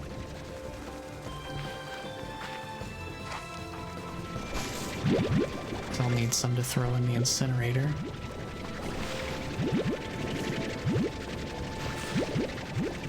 So I'll just grab what's out here.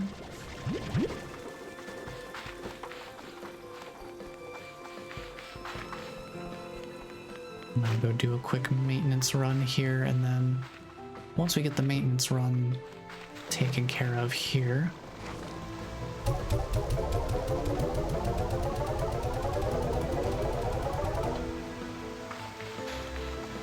once we get that done, then I'll take a short break.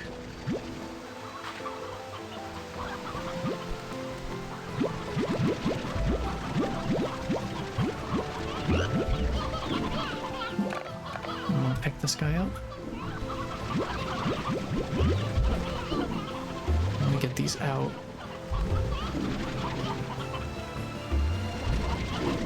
Taking up a bunch of space here.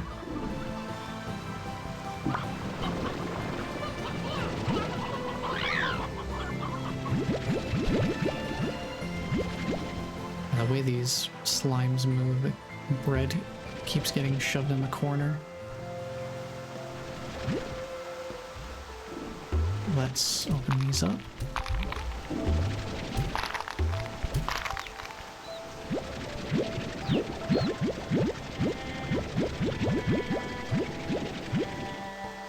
Pretty good.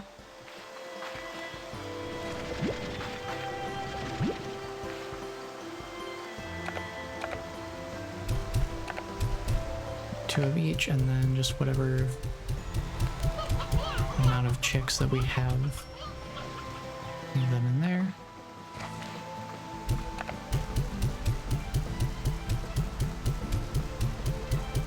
I think the only thing I could really see myself doing differently with the chickens right now is maybe keeping some roosters in a silo as a backup, just in case we run out of them through sheer happenstance.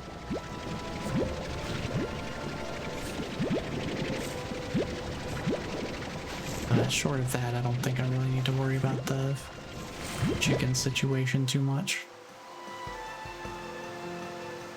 One thing I don't know for sure, actually, I guess,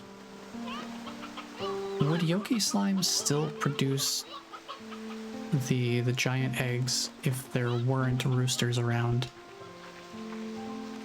If it only requires chickens, then the fact that the eggs actually produce chicks when they're smashed open, that might actually provide an alternative way of acquiring new roosters, since the chicks do have a chance of being either a chicken or a rooster.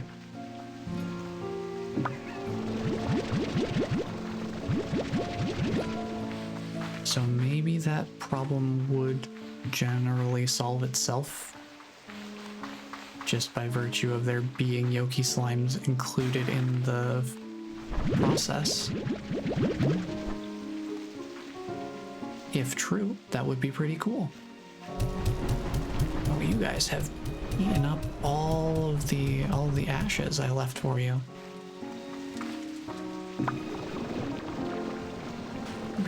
Hold on. Let me grab these.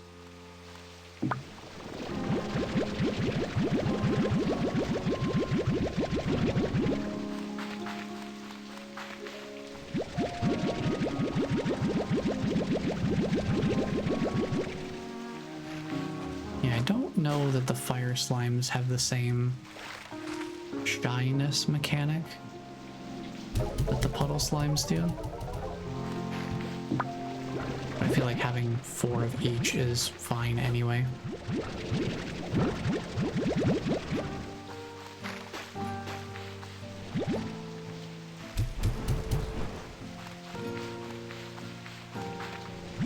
Having 4 of them is just, that's all I really need anyway. Not like I have to worry too much about supplying them with enough resources for sustenance. Seems like what we've got going is more than enough.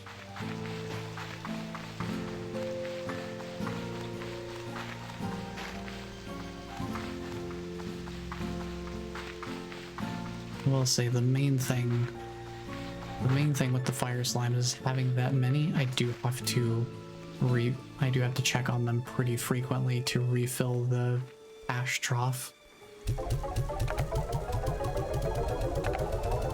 That's the only thing that's a little bit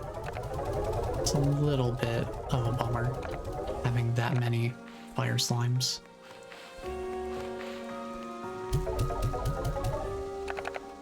I feel like that's a plot where just having, I don't know, because I don't want to have I wouldn't want to have a drone only feeding the fruit to the incinerator, because it's pretty wasteful, since there are 2 other actual fruit eaters in that same area.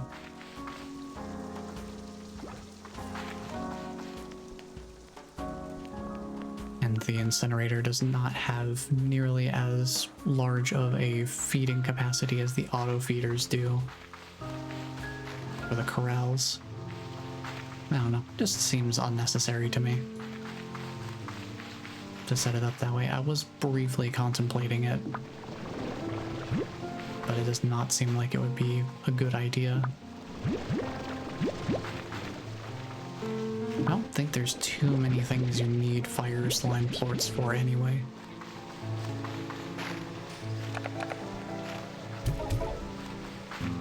So I would say it's probably not worth going out of my way to set up a drone just for that.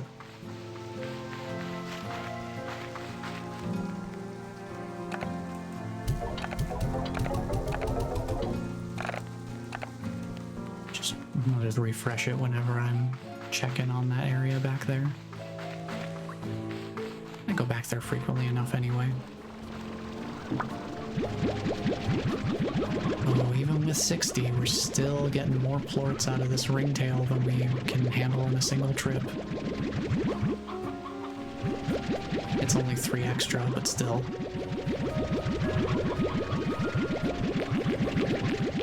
I'm telling you, if you need to boost the amount of a specific plort type that you might be low on, and you have extra food to spare, even if it's potentially wasteful,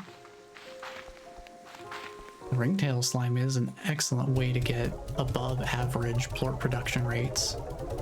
Because clearly you can see just on its own it is way outspeeding anything else. Arguably, I could even mix everything with ringtail slimes, and we would have tons of plorts from everything. And I wouldn't even have to change the strategy at all. I would just have to change the hybridization type. It would literally just be, instead of honey slime everything, it's ringtail slime everything. Might not be a terrible idea. Probably for like a future playthrough I would do something like that though. Since I've gone to all the effort of getting this set up, I do not want to immediately do another major infrastructure overhaul. Even if it is just getting different slime types in the same corrals. I would rather not go through all of that again. For everybody's sake. I mean, if I were playing on my own, I might do it just to make money production faster. But I think the pace at which we're going with money now, we're finally at a good point. What is it, like 8 streams in? We're finally at a decent spot. Resource-wise, we're finally getting everything pulled together. Let's get that quantum drone station.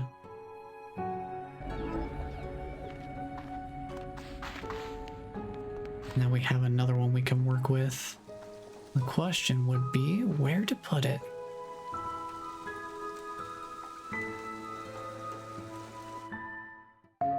But I'll have to think that over. I'll briefly contemplate it while I'm doing my short break here. Because I do want to stand up, stretch my legs a little bit, move around, and see how things are doing in the household. But when we come back, we will be figuring out what we want to do with this drone that we have now.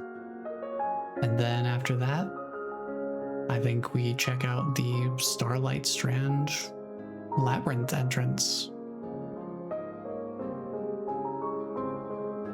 But yeah, I will be back in a little bit.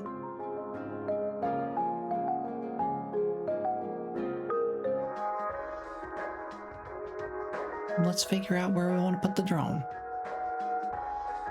And I briefly thought about it, but I'm not fully sure where I want to set it just yet. So we've got one doing stuff for the Rainbow Fields. That's getting Jellystone, Deep Brine, and Strange Diamonds potentially, in addition to miscellaneous other stuff like Storm Crystals, I guess. I feel like, considering that we're gonna need more stuff from the Grey Labyrinth at this point, I might set up the next one further into the Grey Labyrinth. And maybe we just keep going with that strategy. I want to set a different blueprint. See where... We just need money for the Powderfall Bluffs portal, actually.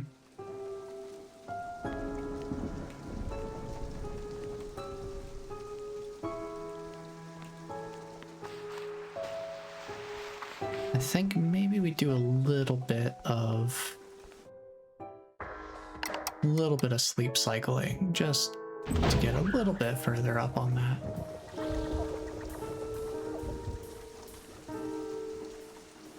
So yeah, you do the whole feeding thing.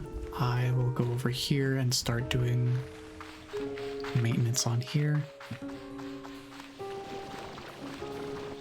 You know, I kind of would like to have the Powderfall Bluffs portal just to make refueling that drone a little easier.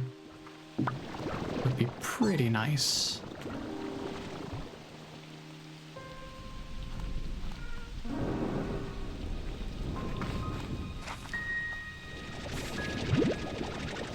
I need a little bit more.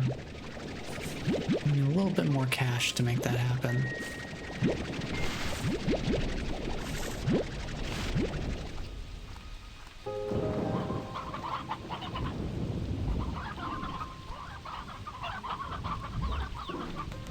Let's see, we'll get... Oh, I only have 3 eggs in here. I wonder if it's because I accidentally picked up that one Yoki slime. Maybe they're off cycle now. Or something like that.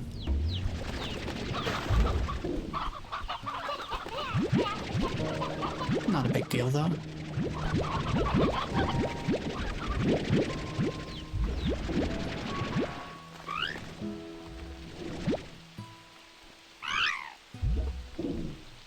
I do think the sound design on the Yoki slimes is really good, though. Something about them just sounds like a fried egg.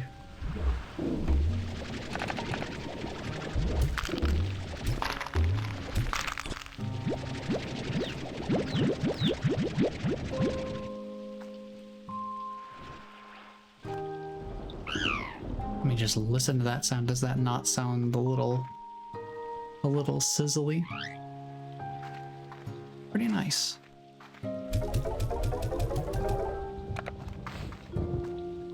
Keep 2 of each of you in here.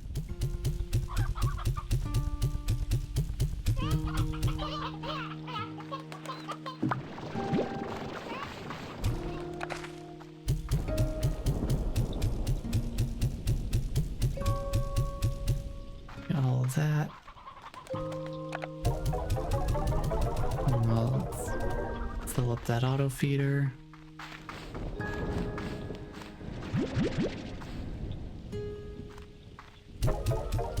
Do a light bit of recycling of fruit there.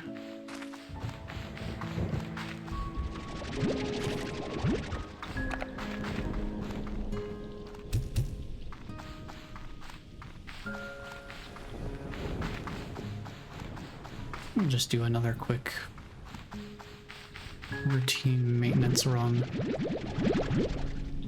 And this should give us enough money for the Powderfall Bluffs portal, and then maybe something else beyond that as well.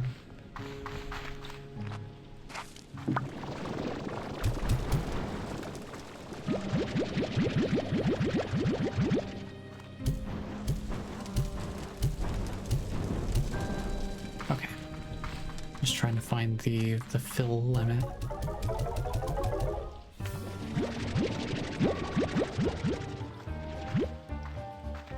Must be windy weather. I think that's the windy weather music.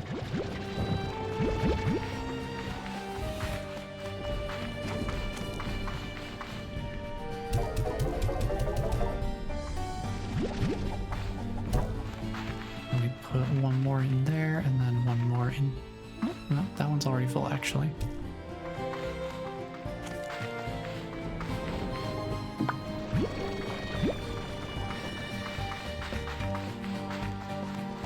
When we get the market link, wherever the heck that blueprint is, I will be very happy to have the market link.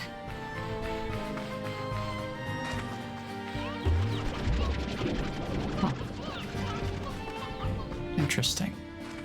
I'll have to deal with that in a moment. I need to go sell these off. Actually, I'm gonna hold on to these puddle and fire plorts. I'm gonna do the same thing I did with the other drone refills. Except for this one, I'm gonna keep it for when we go in the Grey Labyrinth and fill that drone.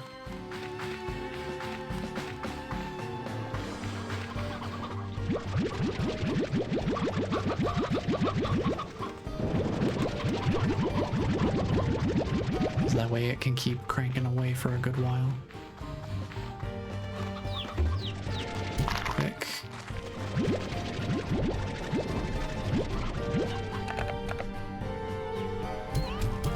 Here we go. Yeah, I think the Yoki slimes are just slightly off cycle now. Oh, that's okay. I guess what I could do is grab them all up and then send them all out. Resynchronize them, potentially. I'm not sure if that's exactly how it works, but we could try it.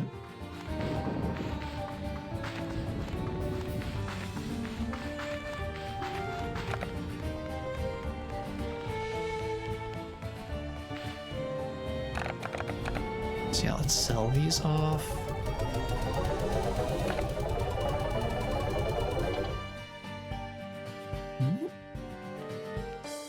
That gives us just enough money for the portal. So we can get that built real quick and set that up next to our Ember Valley portal. Thank you very much.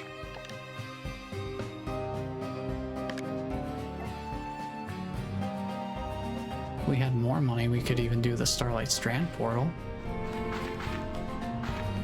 Maybe after the maintenance run in the back.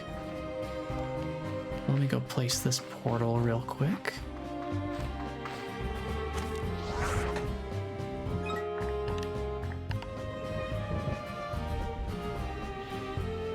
How close does it have to be? Where can I even build this?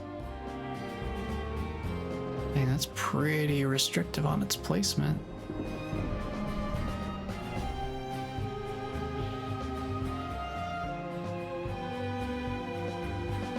Right there, basically. Sure. We can move these around as needed. Actually, you know what? I think I will do that right now. Move this over here.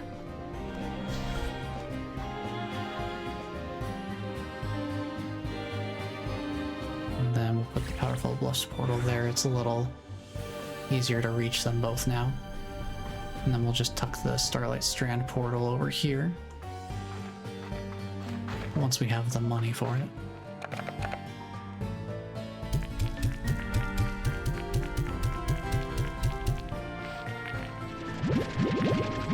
Just quickly reorganize my...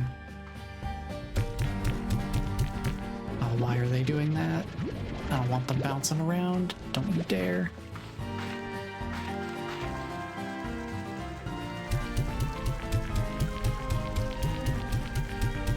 Set them in a bit of a corner here. Do that just to sort them back toward the earlier parts of my hotbar.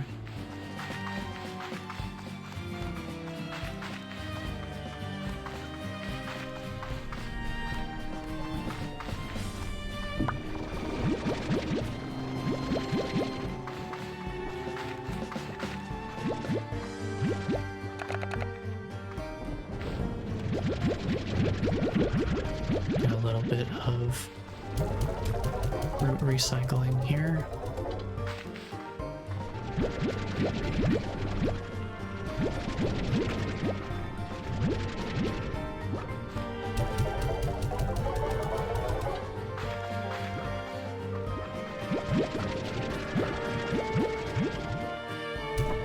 Just to make sure the supply is in good shape.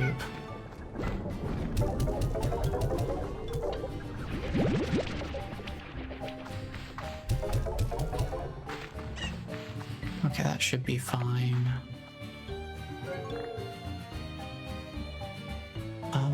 I think I'm gonna put the batty ports in there still. We'll sell the other ones.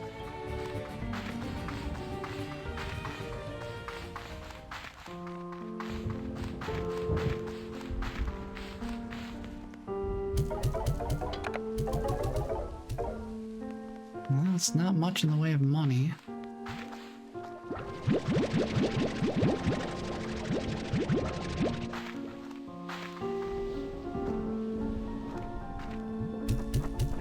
These are actually in pretty good supply for fruit, so I don't think I need to worry about recycling them.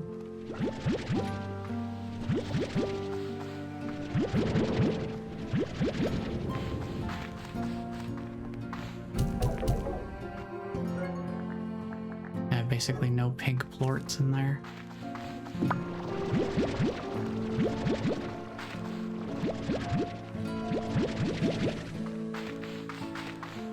Sell all of these and then see how much money that gets us. Probably not a ton. Definitely not enough for the Starlight Strand portal.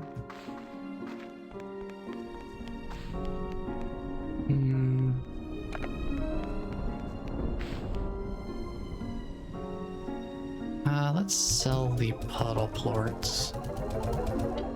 I guess we'll sell the fire ports too. It's still not enough, but it's closer.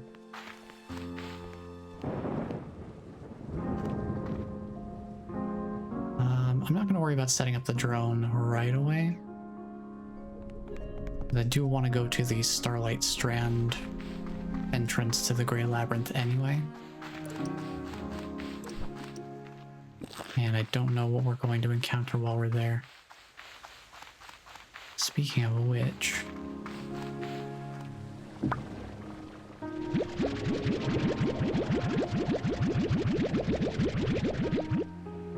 if I just take 45 shadow plorts with me, let's say, and just see how that works out.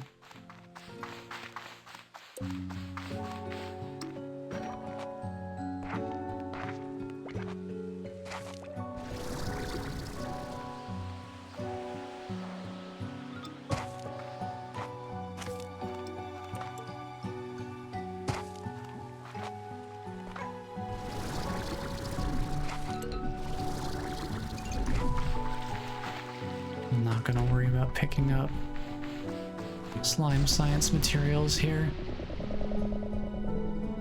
Now, I do not remember where the Starlight Strand labyrinth entrance takes me. The Ember Valley is the way I went in for the first time when it was first released in the early access. So I do not remember as clearly where the Starlight Strand entrance will take us.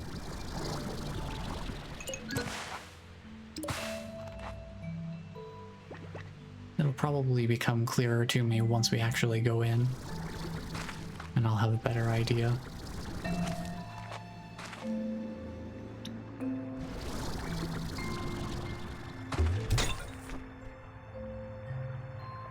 I guess maybe I should bring some things with me to shoot at shadow slimes. Here, let's get rid of these. Bring these few pomegranate fruits instead. It's not much, but it's something.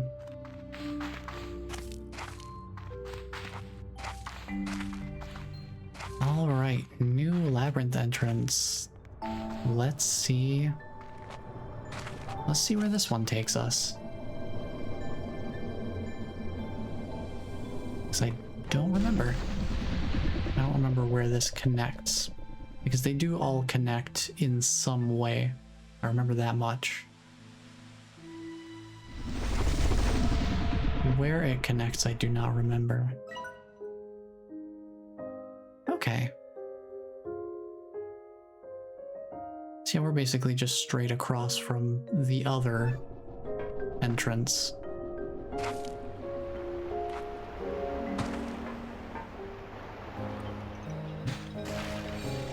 Ooh, aqua glass.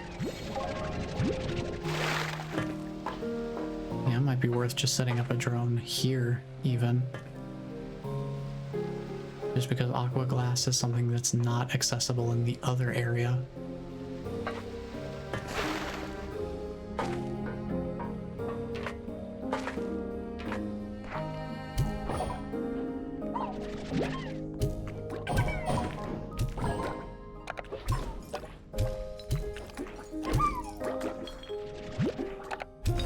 Yeah, accounting for projectile travel time is kind of tricky.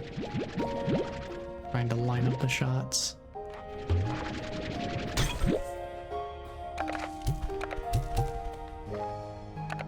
Well, we already have our first Shadow Plort collector. We can take a picture of it in relation to this, I guess. I don't know where the map node is, because I don't remember this part of it very much, but I'll take a nice wide shot screenshot here anyway. Maybe I'll mark this one as a temporary picture for my collection. Let's see, Grey Labyrinth 5.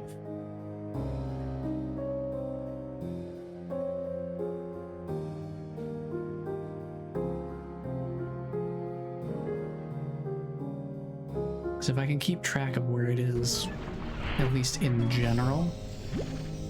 Ooh, wall lighting. Nice. If I can keep track of where it is, generally speaking, then I can come back and take a better screenshot for better marking later.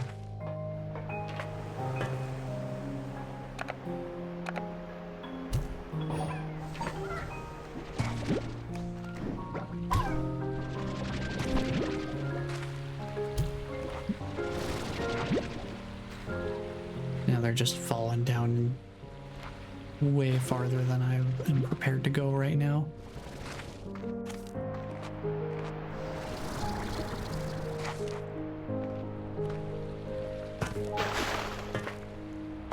So I want to explore from the top down. Whoa. All right, this area. I need more energy to actually be able to use my jetpack. Yeah, this is a whole thing.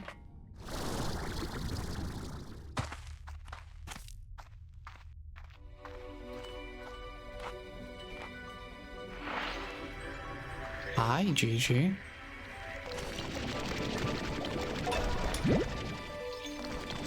Grab these tin petals. And then, sure, let's talk. It seems you're awfully good at finding secrets. It took me forever to find this spot.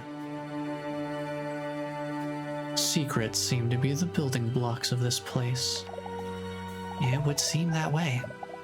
I suspect part of its strange layout is that the labyrinth was built upon over time, and eventually more creative solutions had to be developed to make it even bigger than it could be. Creative solutions? You know the way that the labyrinth appears bigger on the inside than it is outside? I think that was somehow technology adapted from the Prismacore itself. Because, while this sounds crazy, the Prismacore's energy in its most concentrated form seems to be able to bend reality itself. I think the labyrinth was eventually expanded to try to contain all of the Prismacore's energy, and then when that wasn't working, some kind of reality bending technology was used to make it even bigger. But then at some point, everything started failing, and the Prismacore's energy is now radiating out across Rainbow Island. In some ways, my arrival to this place was just in time. in time and altogether out of it, I suppose. Speaking of secrets, why did you pretend to be an AI? I'm sorry, but I had to be sure I could trust Victor, and I needed to know he could figure out what I couldn't. You see, the doors to the labyrinth were locked to you, but not to me. At least, not anymore. When I first encountered the Prismacore, before I got here, when the catastrophe occurred, it left me marked in a way. I tried to shield myself from the blast. I survived, but something was different. I mean, if you look at the effect on her hair back there, there's definitely some prismatic energy going on there, alongside the markings on her arm and glasses lens. Part of the energy signature of the Prismacore is now a part of me. It's why I can't get too close to it, and why I need you to help me. So you need to understand that I just couldn't have it all happen again. If I were to hand over the keys to this place to the wrong person, well, you'll just have to trust me that this is our last chance at this. There's no going back for me. On to the next secret, then. If anyone can find it, it's you, Beatrix.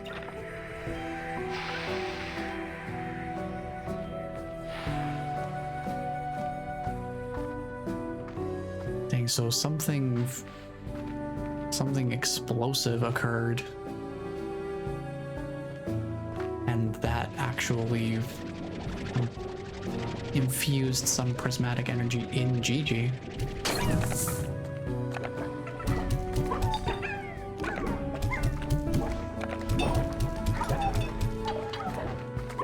Dang, these guys are tricky to hit. I mean, I got, what, 3 extra shadow plorts out of all that? Despite shooting 15 or 20 different objects at them.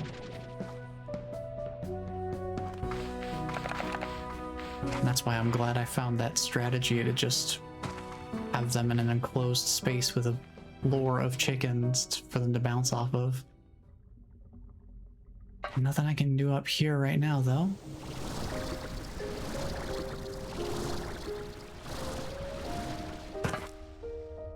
Let's check some of these other side rooms here.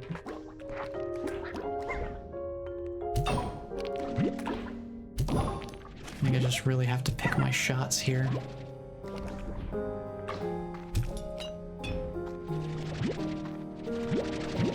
I can't just be spraying and praying. I don't fire things fast enough for that to work.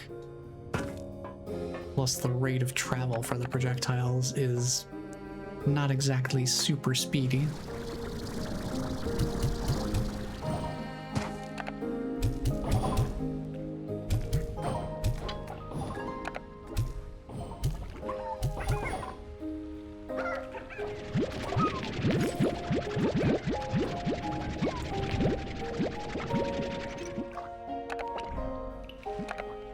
It's not too bad. Got up to 53. That was a pretty good haul. I think, yeah, having the element of surprise is really important for being able to get shadow plorts the quote-unquote intended way. Oh, lightning mote.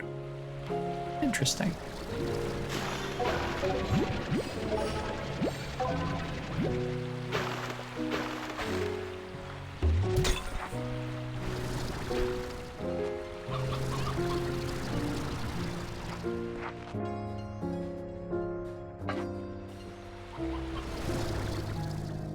Let's see, we could go further down, see what's down there, or we can go through and go deeper into the labyrinth that way, straight ahead.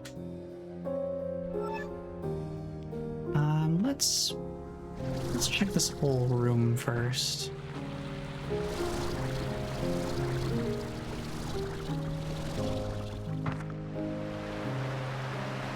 I kind of prefer going one room at a time.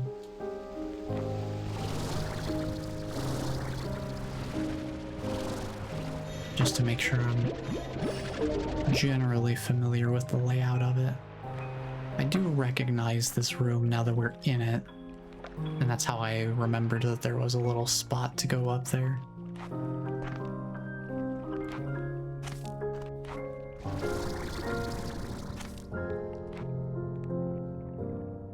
Yeah, this is not a super easy area to navigate. Oh, let me up. I'm right there. Oh, if only Beatrix could grab ledges. Wouldn't that be convenient?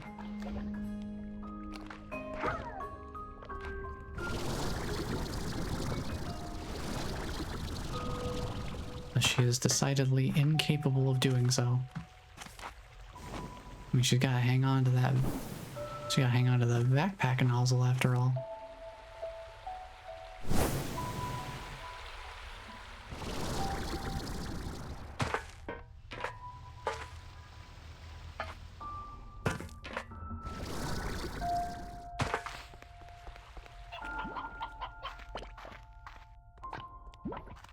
Well, I guess there's no other way to go but to go this way. And see what's around deeper within.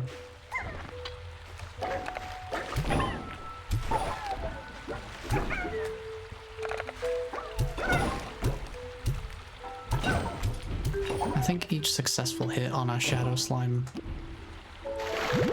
reduces the amount of time remaining on its quote-unquote lifetime.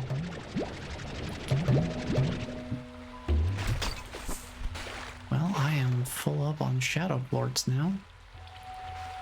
So we just have these sitting here. Let's go see if we can find another spot to use them.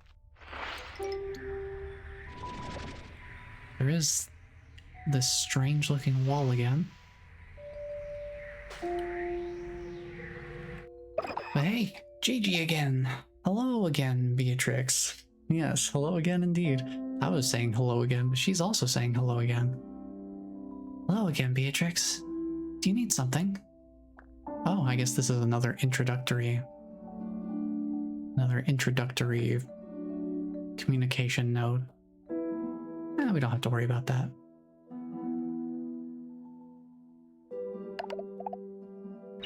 I'll just see you inside.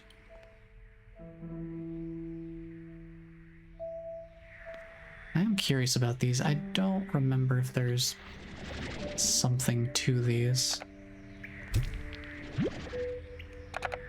Maybe that only happens when there's a prismatic disruption or something. Something like that.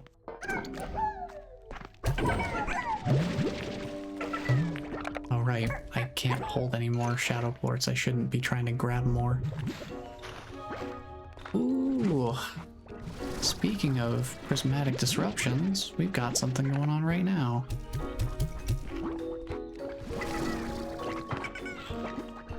Let's bring down all this food. And just keep an eye out for this, because we can get more prismatic plorts. Give me those Prismaplorts.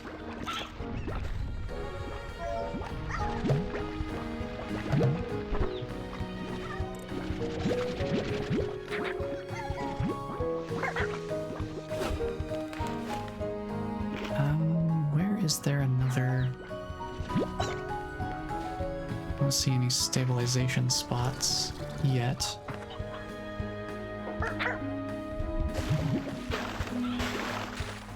There's one.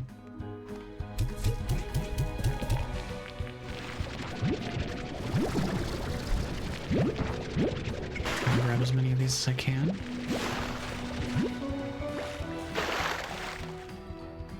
See if we can find another spot.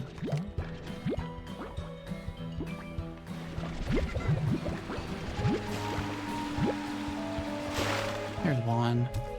Let's toss these up there.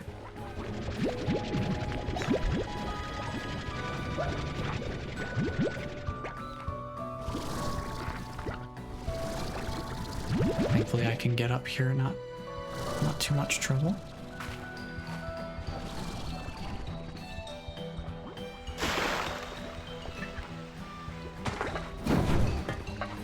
Yeah, I gotta watch out for the prismatic fire. Not exactly great for my health to just wander into it.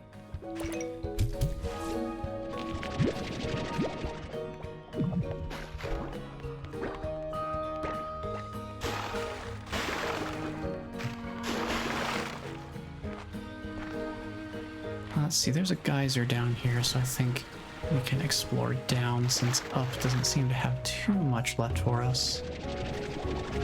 I can't tell if this is a normal or a shadow jar.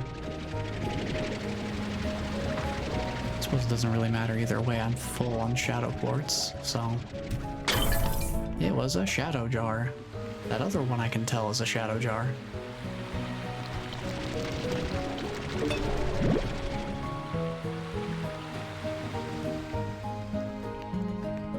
This one's definitely a shadow jar. Seeing it from a distance, I think, made it more apparent. What is up with these little areas, though? Something's going on there.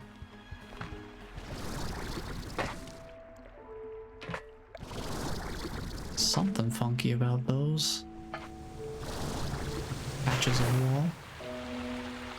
What could it be?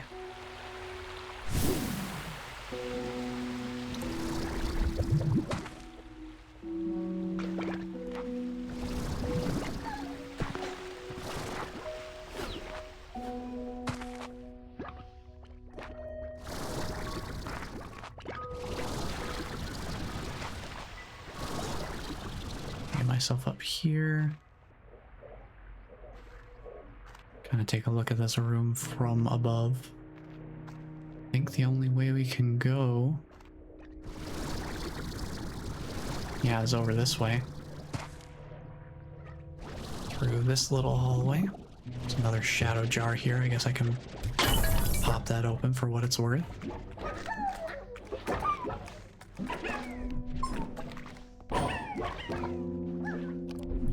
Can't hold any more shadow quartz, so it's not a big deal anyway. I need to just stop bringing shadow quartz in with me. Okay, angler and boom plorts. We need to be able to get in there. Well, we have angler slimes just in the other room. So I just need to be able to find one of their plorts and bring it back over here. Oh, there's one.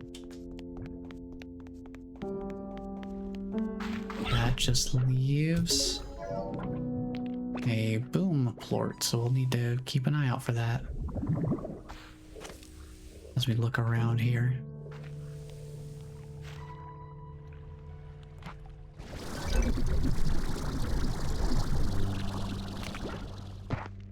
I do love the feral slime jump scare there. Just casually gliding across the gap, and then all of a sudden, here comes the fleet.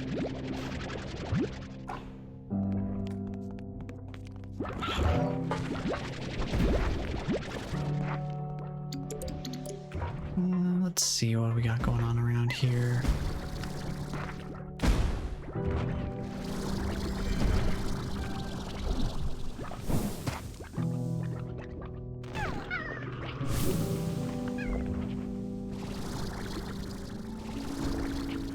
What the point of that geyser is. Maybe it's just a water source, first and foremost. Get these out of my inventory. I have a free inventory slot. We've got more of these pogo fruits we can shoot anyway. Yeah, I don't think we're gonna come across any boom slimes here. I think baddie slimes are the next ones.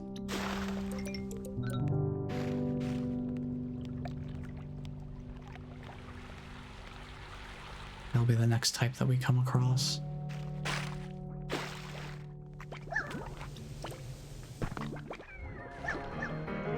I will say this is probably the kind of situation where it would be good for me to have that power core upgrade so I have more energy to use the jetpack. because rooms like this one in particular are very, very, very, very, very well aided by having more power for the jetpack.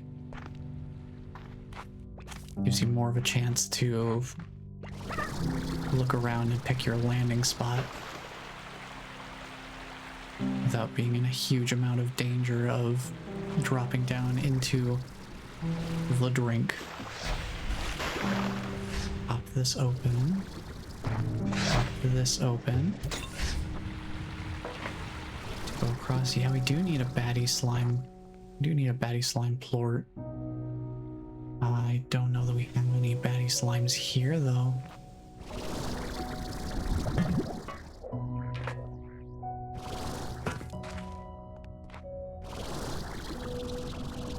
I can't quite squeeze my way up there. See, that's exactly what I'm talking about.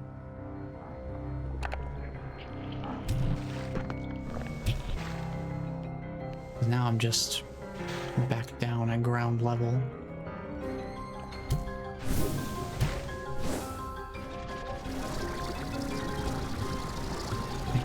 I have some trouble squeezing my way back up to a ledge.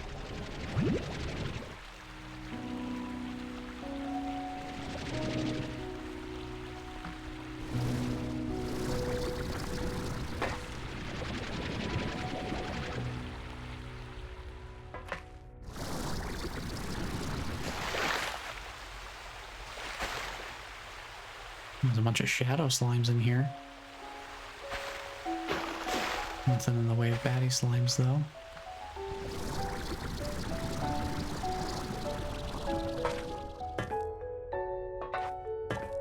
I'm mainly gunning for this map node here. Please and thank you. Open that map up. Now we can actually take screenshots of places. Oh, hydro turret. Nice.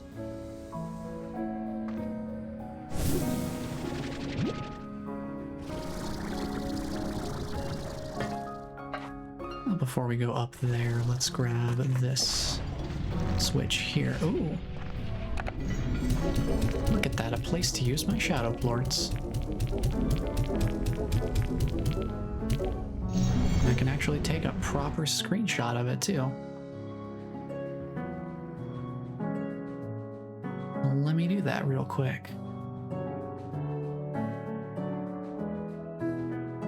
Grab that here.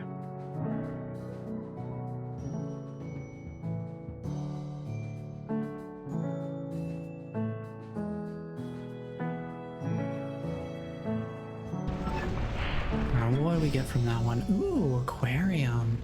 Nice.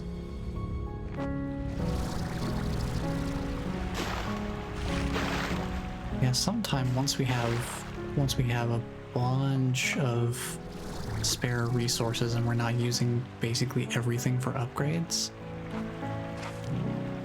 I think it'll be nice to look over what decoration options we have and maybe actually make use of some of them. Where does this go? Get some more aqua glass. Sure.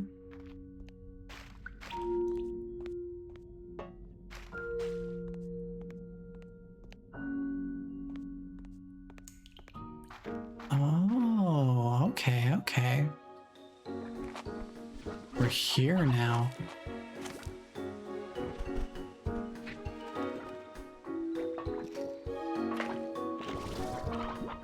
I guess we're getting some more unstable plorts.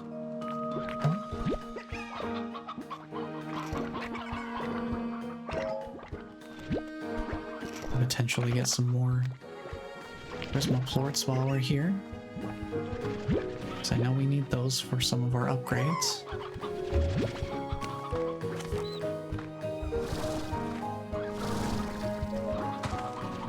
Just kind of go around and grab the initial wave of unstable plorts.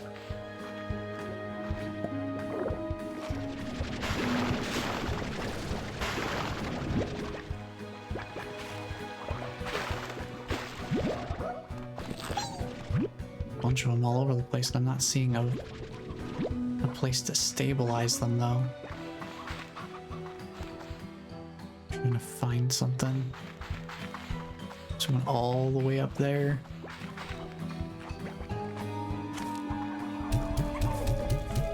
I can at least stabilize them and then I can go pick them up. That's a pretty good haul.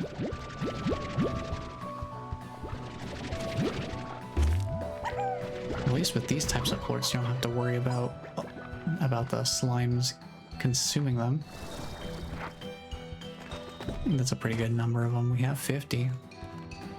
There's really only so many more we could hold. So, no real need to go out of my way to get more.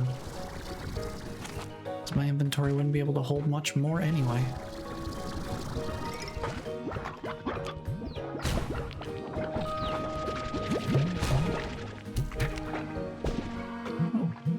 One popped.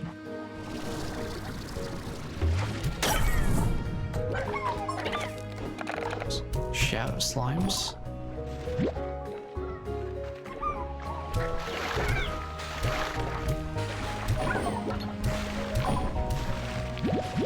I don't really care about keeping every single fruit either.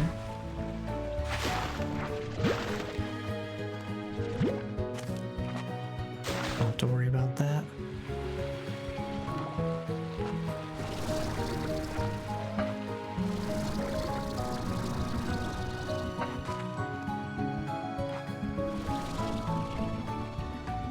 I can almost get up there. If only I had a more efficient jetpack and or more energy to use it. Golly, if only there was an upgrade for that I had the resources for that I could go back to base and get right now. Wouldn't that be wild?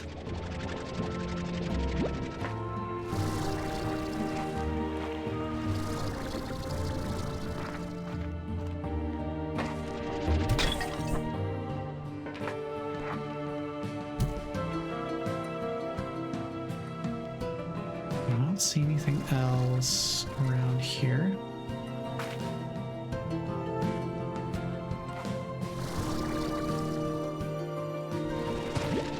Nice little glass dome roof though.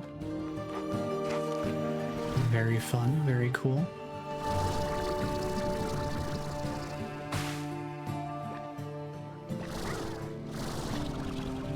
I think that's everything this room really has to offer, as far as I can tell.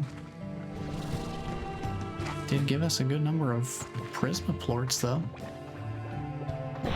Let's open this up, and if this is where I think it is, we have now officially reconnected to a place we've been before. Which means we have another thing we can open up over here with our shadow plorts. The thing we needed 30 more of them for.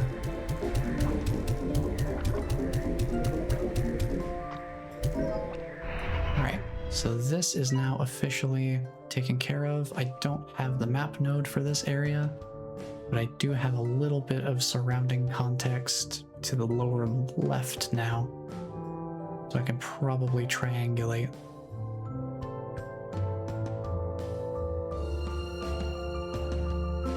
And these things are not nearly as condensed in terms of the number of them that are in close proximity to each other, so I don't think having them be super precisely, having the markers super precisely placed for my own personal benefit really matters that much. I just need to be able to tell in general. Can I? Ooh, free dash pad. Heck yeah. Awesome. You know what? I'll take it. I guess I could take these hydro turrets with me as well, but I don't know that I really need them.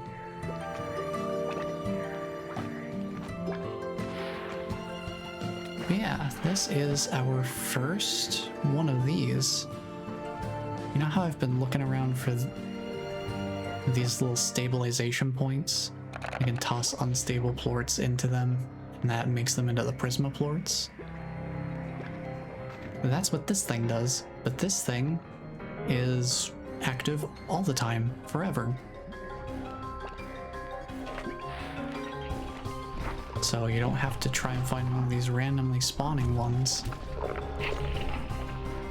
You can just go up to the one that is always on.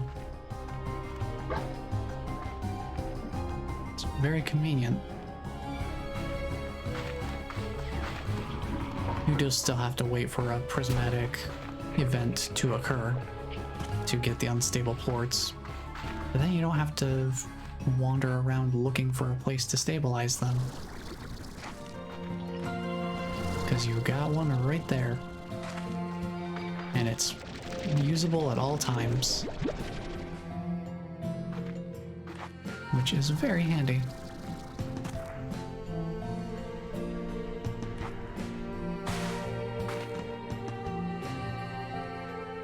Trying to think what I want to do at this point. It'll probably be good to go back to home base and do a couple of things.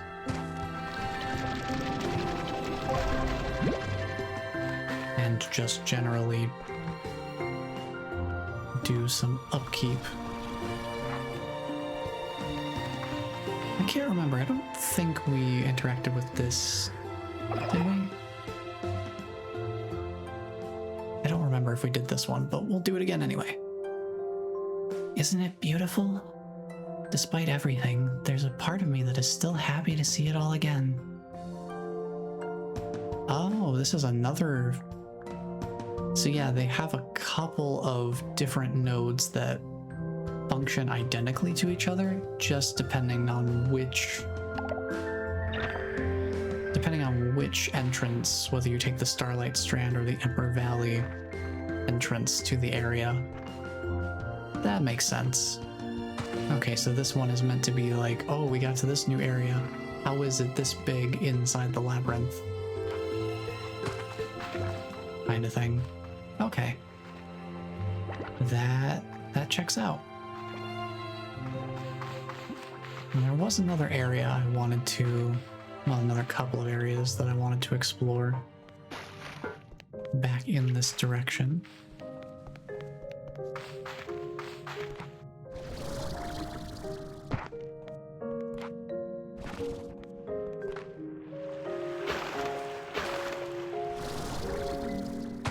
So we have the baddie plort door down there.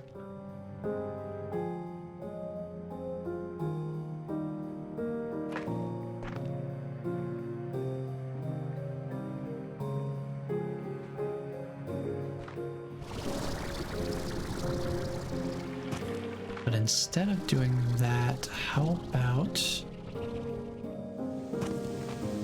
we tackle something else that piqued my interest here?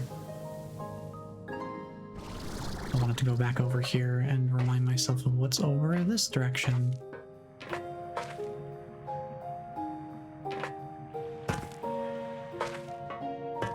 Now, like, look at the size of this room. Absolutely massive.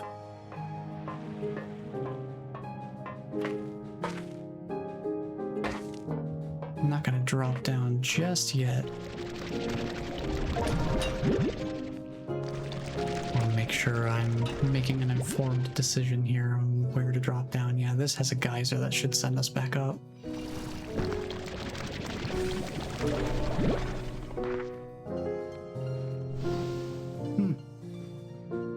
It just stops here. Mysterious. Whoa, shadow slimes, there they go.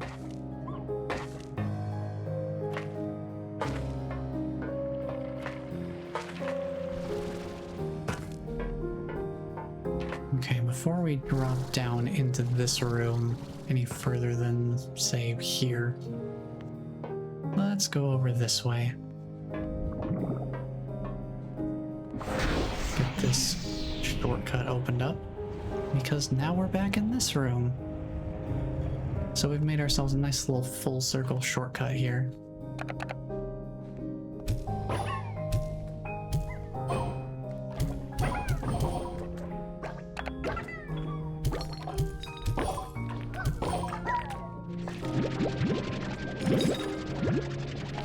Grab some more shadow plorts for ourselves. Have we made one of the shadow sure shot upgrades already? Is that why I'm getting more? So I'm pretty sure there's a shadow sure shot upgrade. I don't think we've actually gotten it yet though. Interesting. I wanted to make sure I opened up this little shortcut area before we dive deeper into this room. Oh. I don't think I've ever seen a world resource despawn before. I guess it just shrinks out of existence. Fair enough, I suppose. Ooh. Look at that diamond. I don't need no diamonds though.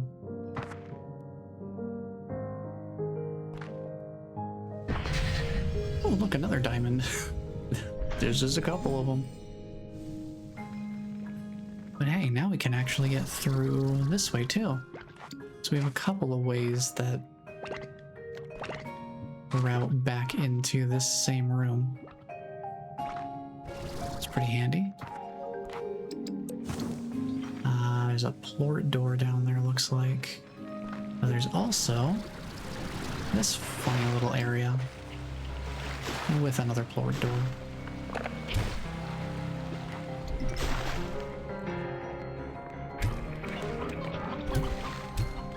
And then there's this one. Boy, the tar slimes have been busy in here. There were a lot of them. We need a rock slime plort to get through that door. Where does that link to? Oh, interesting. I can't say I know for sure where that is. How about we try to get some verticality in this room? See what's further above, if anything.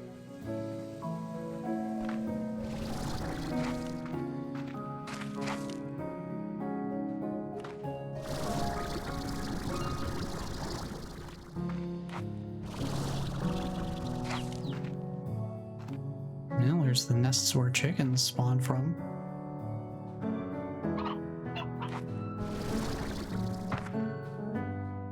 Nothing specific though. Alright, so we need a rock plort for that. And then this plort door might only open from the other side. Where is that? Oh, that's the baddie plort door, I think. Okay. So that would be another shortcut. We do have this shadow plort collector here. Somehow we have exactly enough for it. You know what? I will take it. If we have exactly enough for it, fine by me. It's another screenshot for the collection. Pop that in there.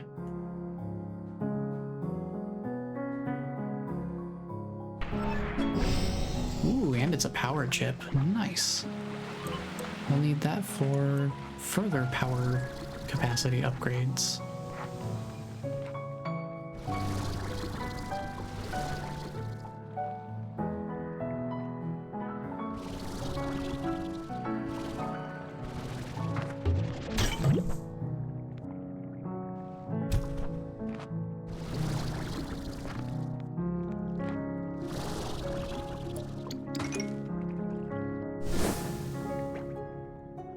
I think that's pretty much it for this room.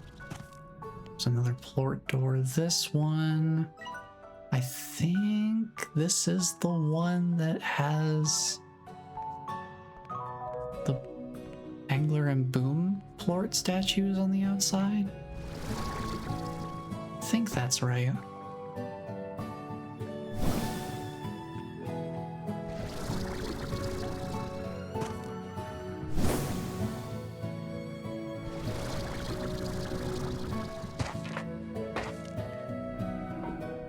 Okay, so I need a rock plort and a boom plort. Oh, hello? What opened this up? Interesting. Okay, okay. Well, I need to go back and deposit some stuff, because we have been getting a good spread of resources here.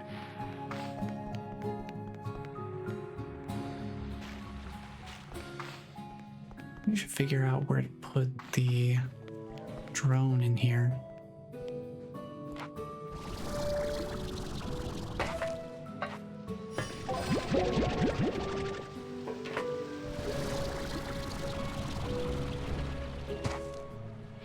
Let me take a look. How about, what if I just did... What if I just put it right here? What can it access? Aqua glass only. I kind of want it to do more than just aqua glass. I want it to be able to have access to more than one resource. Maybe if I set it over here instead, it would be able to reach multiple. What can you reach here? Yeah, aqua glass, tin petal, and strange diamonds. That seems fine. That seems like a fine spread of options. I don't have any other plorts on me right now because I want to save the Prismaplorts, so... just another good reason to head back to home base. We can get some plorts there. Bring some of the excess back with us to fuel that up some more.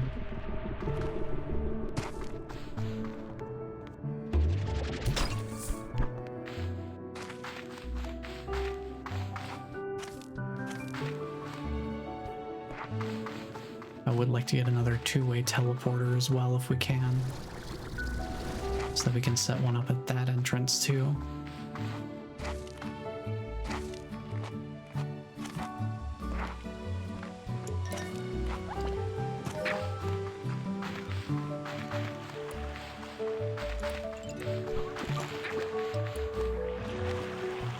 Although I guess I do have that extra return home portal, the green one.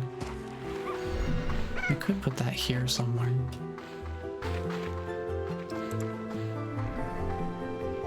Where would be a good spot for it though is the question. If we come out here...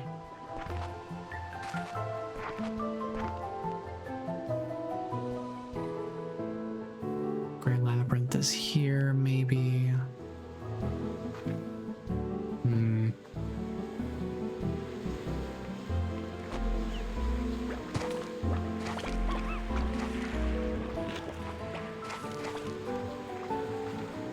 Maybe we can set it up like right here or something.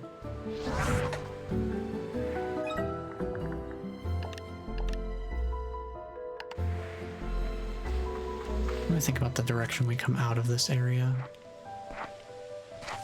When we come out here, I'm just jumping up normally. I go over here.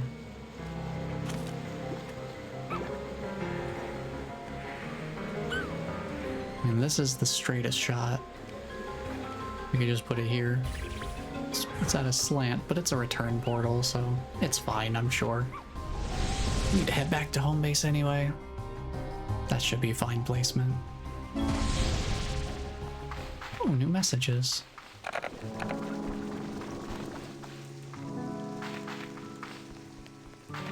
Let's see, you are still doing fruit gathering. Let me grab some. There's a lot of fruit out here. This is way more fruit than these trees ever grew. There's no way that they ever grew this many in early access. This is insane. That's an insane amount of fruit. There's no way. Put the Prismaplorts in here. I know we need some for our upgrades, so let's put 30 of them in the refinery. That should be pretty good. I'll let you keep doing feeder filling. I need to do a quick maintenance run here, because there is... I've been away for a little bit. This is why I'm only keeping one Largo in each of the containment areas, each one of the corrals. That way we're not dealing with entirely too many plorts upon my return.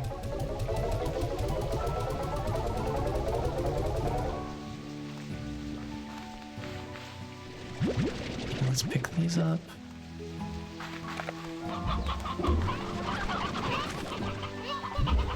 Let's get the giant eggs out of the way. Well, if I pick up one Yoki Slime, I gotta pick them all up.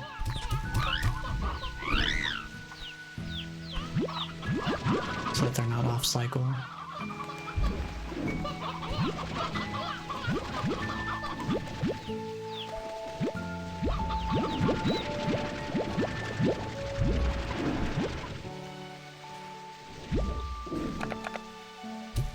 Alright, 2 of each.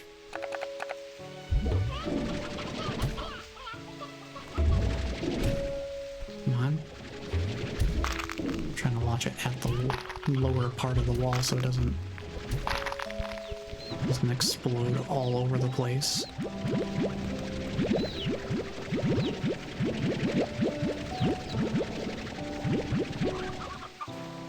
I don't think we need that many chicks in the pen here. Let's do maybe 15. I'm not gonna put all 30 of them in there. That would be very much overkill.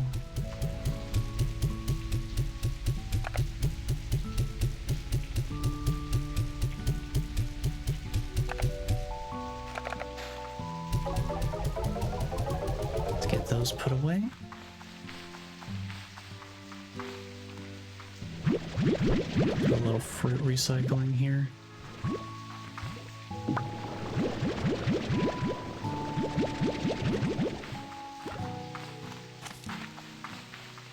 We'll go check on our tide pool pals over here. See how they're all doing.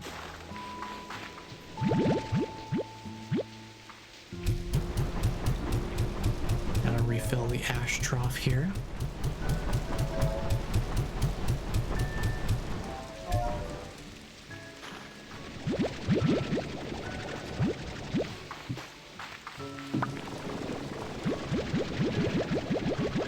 They sure drain this thing quick.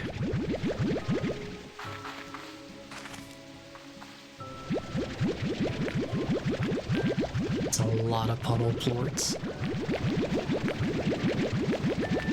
The only reason I can hold all of these, and not even technically all of them, because I'm gonna be overfilled by one. Because of this guy out here. Is because of that one storage upgrade. Okay, that's full.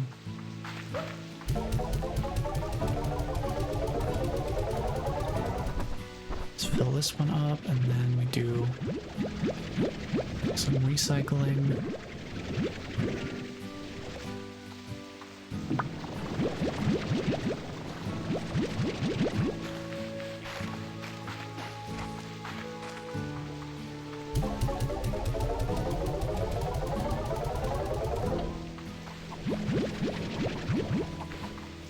Recycle enough so that I can have the inventory space open for this final slime plort type.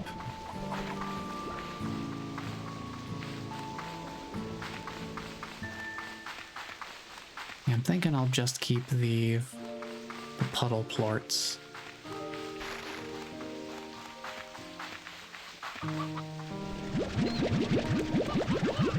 And we'll use those for our drone fueling.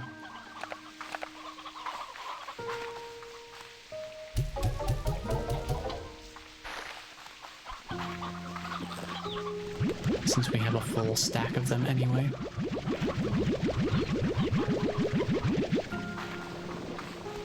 Just keep it simple that way. That should provide a good, strong amount of charge.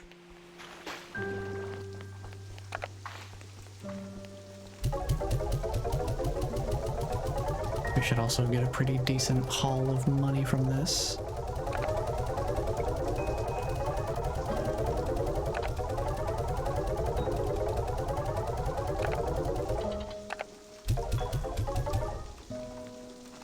Make sure not to touch the puddle plorts. And then we'll head to the back, and then we'll do a quick cleanup run of the main area.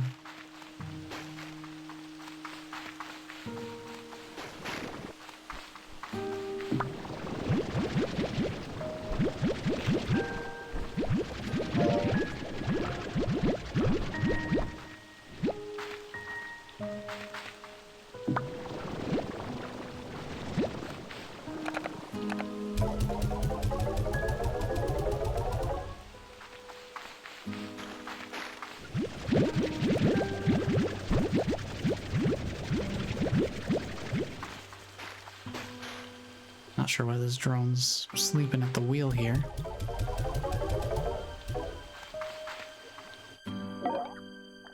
Should be taking pogo fruit from gardens and putting them in auto feeders. Hello? Buddy? Oh, you could use some refueling, huh? Maybe that's part of the problem. There you go. I guess I should check the actual power levels of the drones here. Ooh, yeah, I need to go refuel. I need to go refuel a couple of them, actually. The one out in the Rainbow Field is not doing too hot either. Yikes.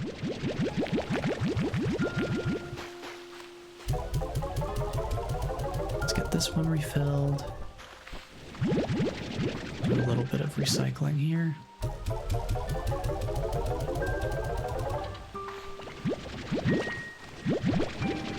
So there's a lot of excess fruit that's not getting used here.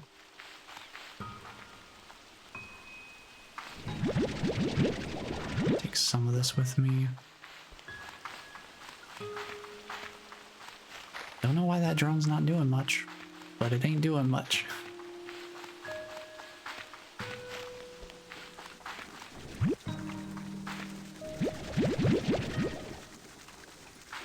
You're already doing feeding.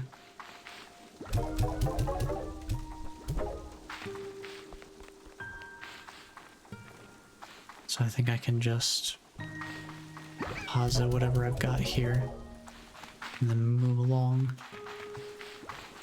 I'll grab the plorts and then move on.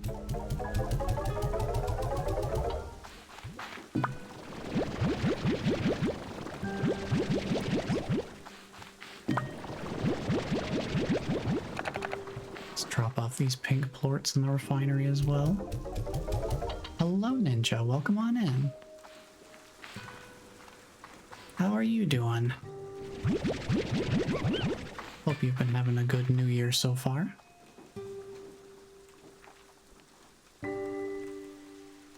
Let's see, I want to sell these. Actually, you know what? We've got a decent amount of money right now. Let me build the portal, see what else we can afford, and then I'll go do some refueling here. I want that portal built.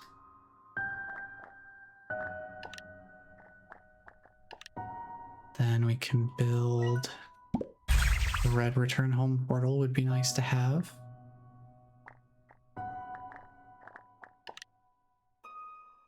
Can we build the gray teleporter for the Grey Labyrinth? It's not really area specific, I just know that's where I'm going to use it because I could use a two-way teleporter at the Starlight Strand entrance. Because I already have one for the Ember Valley entrance, but not for the Starlight Strand entrance. And it would be nice to have one there. Let me put the Starlight Strand portal somewhere here. Try and find a spot where it'll fit.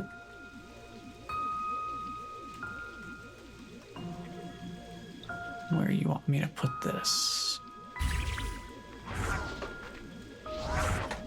Maybe slide this one over a little bit.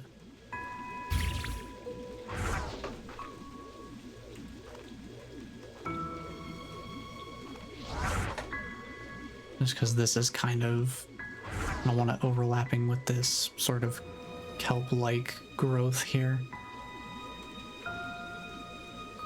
There we go, we got some area portals set up now. It's pretty handy. Let's see, this is the Ember Valley teleporter for the labyrinth. Let's put down the gray teleporter for the labyrinth. I don't want them too close to each other. Let's say maybe have this one here.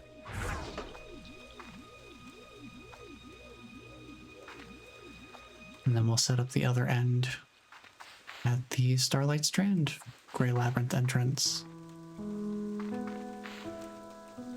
Oh yeah, these plorts too, I forgot.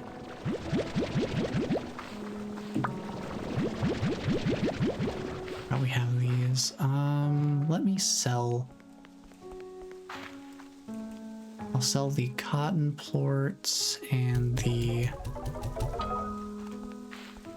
hunter plorts because we do need a rock plort.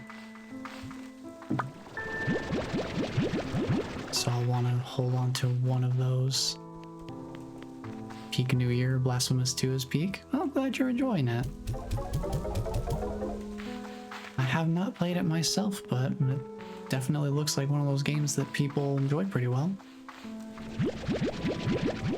Glad to hear that is the case. And we've got some messages here too. Oh, we've got messages from everybody. Everybody been blowing up my phone. Being like, hey girl, where you at? You in a labyrinth? Hello, Beatrix. I wanted to express my gratitude for the assistance you've given me since I've made your acquaintance. With your support, I do believe I have improved as a person. According to my research, a gift of a small trinket would be appropriate. So please, take this. Whoa, we can make a violet teleporter. Thank you, Victor. Very cool. Teleporters are very useful.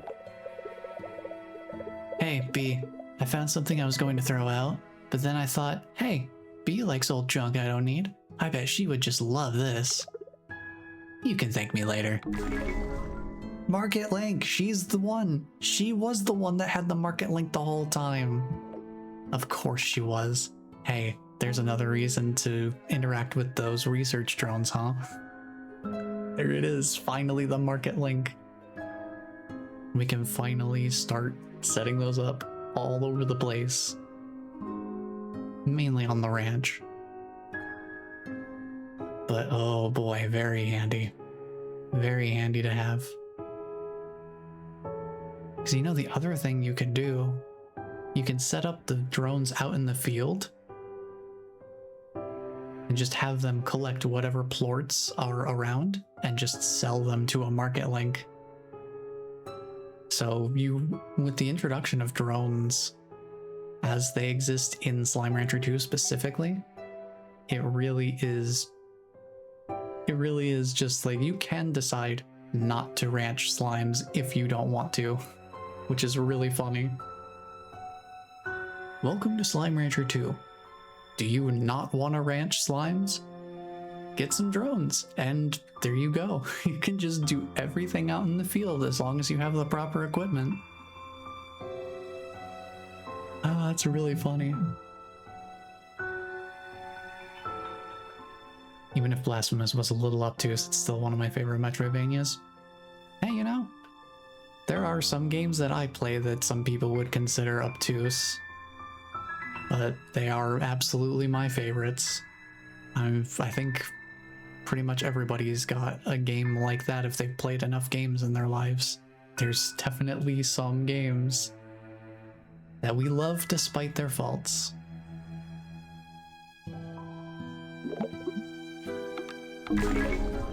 Oh, make a little trellis. That's something nice we could put around the house somewhere, I would think. We can make trees. We can create trees. Chickens is good. Giving to friends, Bebber. No. Chickens, Bebber. Hey, we can make more rocks. Cool beans. Very nice. Okay. What would I want my next thing to... Oh, yes. Market links. I need more pink plorts and buzzwax. Okay. The next drone that we get, I am absolutely setting it up in the Starlight Strand, because we need some more of those resources. We need some more of those resources.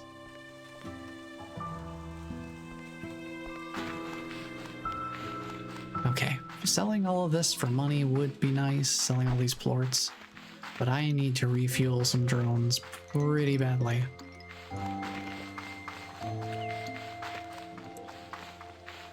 So I'm gonna go out and fuel some of these. I forgot I moved this one. It's over here somewhere, right? Where did I put this thing?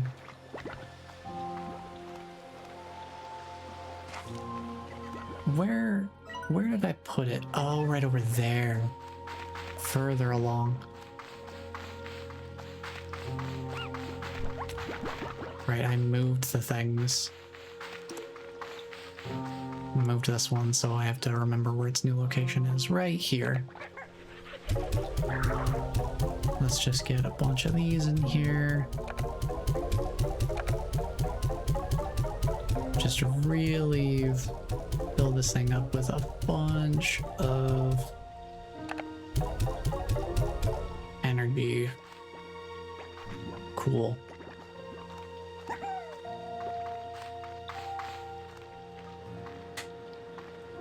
Where else do we need to go for drones? Let me take a look here. Oh yeah, the one we just set down at the other Grey Labyrinth entrance. Well, since we're already here,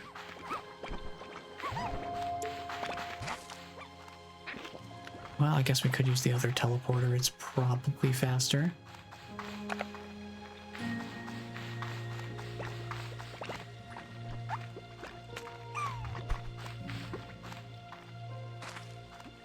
Head over here. Plus the Blasphemous games are made by Team 17, same people who made Dredge, one of my favorite games of all time. Yeah, that's pretty cool. It is nice having a dev team where it's like, oh, this game was made by these people? Awesome. Cannot wait to play it. Like, that just makes me even more excited.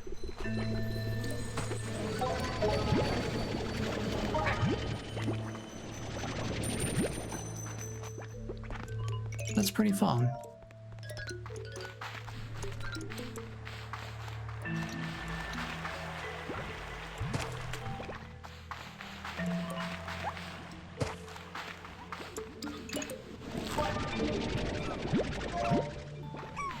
I was trying to rack my brain if there was any, if there were any more unexpected dev team crossover kind of things that I could think of where it's like, oh wow, these developers made this game and this game that I love both of them. But nothing comes to mind right off the top of my head.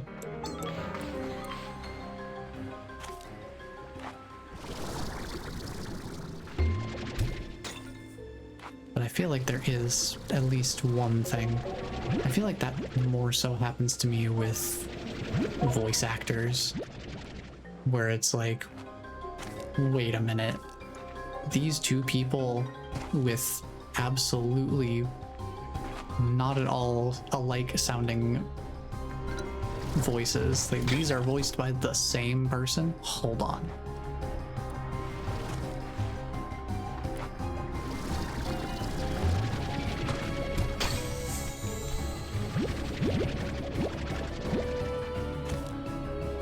Let me grab these. I think once I have some spare resources, I should try and get the resources for a bunch of refinery links and market links so that I can throw stuff together out in the field too.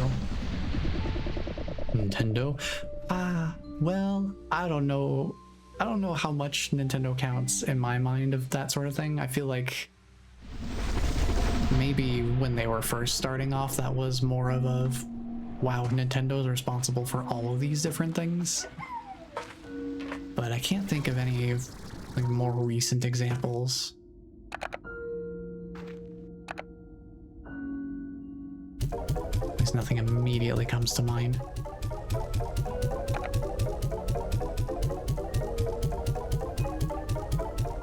I guess the only one that I can think of more immediately is just seeing a couple of games made by Behavior. Oh, Behavior is a really good example actually, now that I think of it.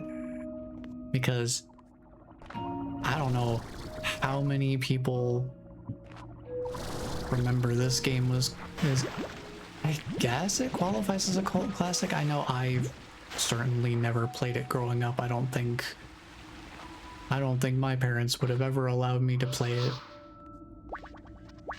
But if anyone remembers Naughty Bear, made by the same people who made Dead by Daylight, or at least the same company, they're both Behavior games. So if you ever wonder where they got the design idea for the Trapper, you may see some inspiration from one of their prior games.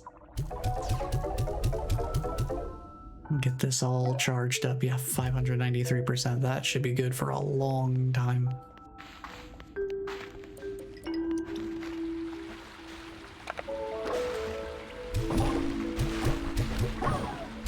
That's the only modern example that really comes to mind more immediately. But when I first realized that, it was very much like, wait, what? These are both the same people? It's like, once you know that, you can definitely start to see the similarities.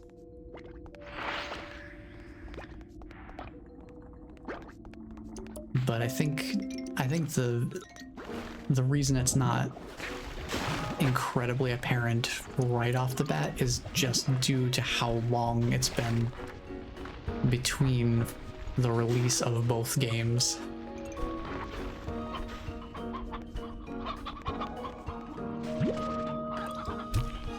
Like, Naughty Bear is definitely not a new game by any means. It's been out for a long time.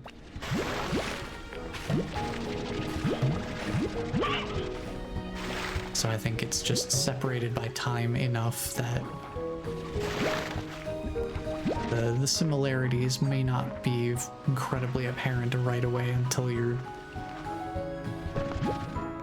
aware of the connection.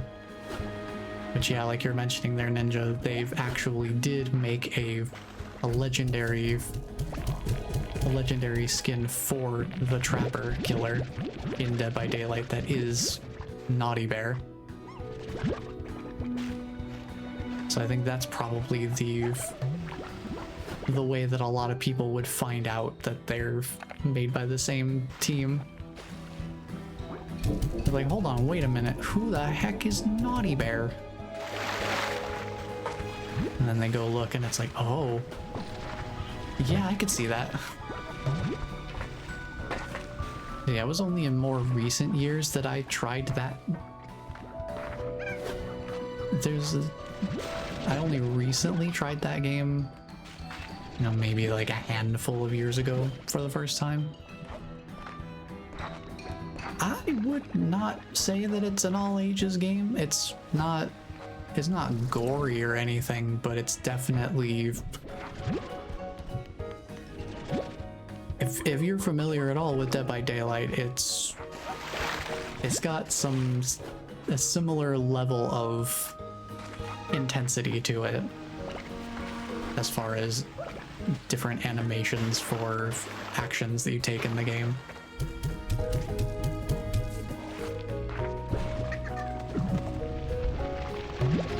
So I would definitely say player discretion advised for that game. If its age rating wasn't already enough to make that clear, I think it's rated M. I don't remember for sure. But definitely not an all ages game. Just to make that clear.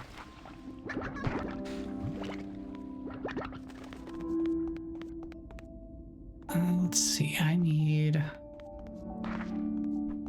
more shadow plorts so we can maybe get something off of these guys. Oh, keep dodging me.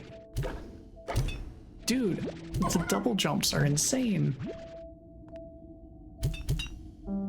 How do they do it every time? They're kind of crazy with it. Also, this collector needs a lot of shadow plorts. That's like the sort of thing I probably just need to go withdraw some from my personal stash and then come back and just drop them in there.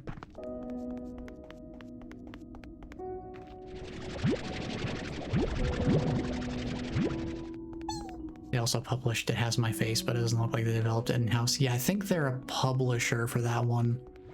So I remember seeing that too. It gets kind of difficult to track sometimes once a game company isn't just a dev team, but they also start publishing things. I feel like the line gets a lot muddier there.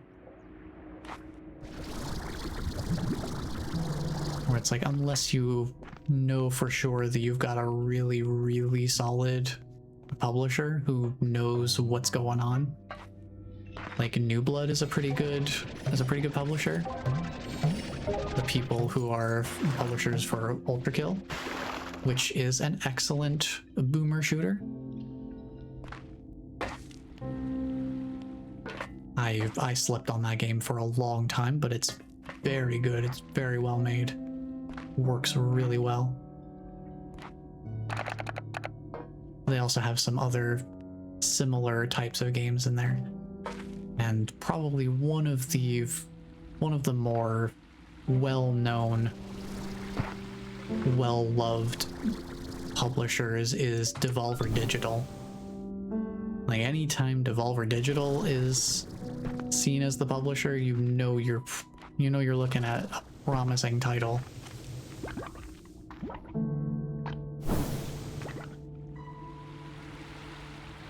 Because they do know how to pick them.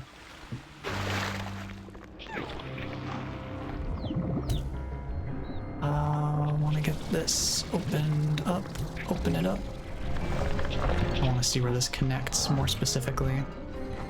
Ah, over here, okay. This area is really bad about having tar outbreaks. I don't know why. Every time I come into this room, it's just absolutely overtaken.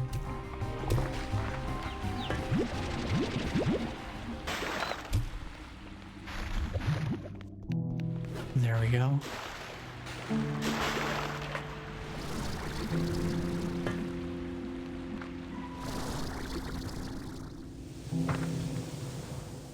Yeah, so it can be a little tricky for me to keep up with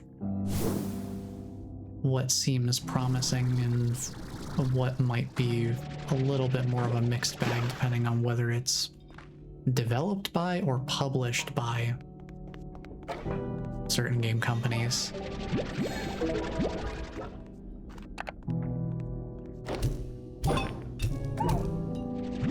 So it's like some game companies, they know how to make the games, but what they decide to publish, what they decide to be publishers for, sometimes can be hit or miss. So I'm usually more so aware of things based on the development team themselves, unless it's one of the particularly well-known publishers. Like I mentioned before, Devolver is one of the huge ones.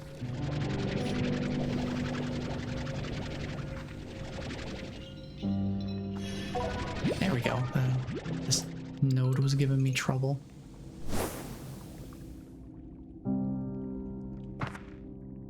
Still haven't seen a baddie slime. They've got so many resources here too. I really need refinery links. Those would be super nice to have right now.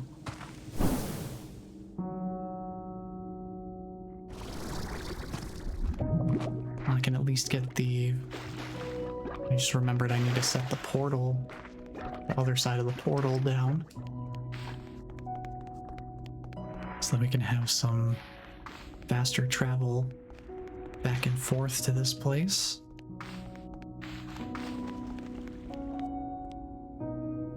While I'm thinking of it as well, I have not redeemed my Quantum Cloud uploads here.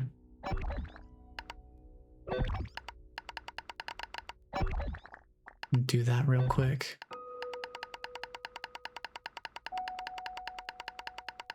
So I can try and get a sense of how much I'm actually working with when I do slime science stuff.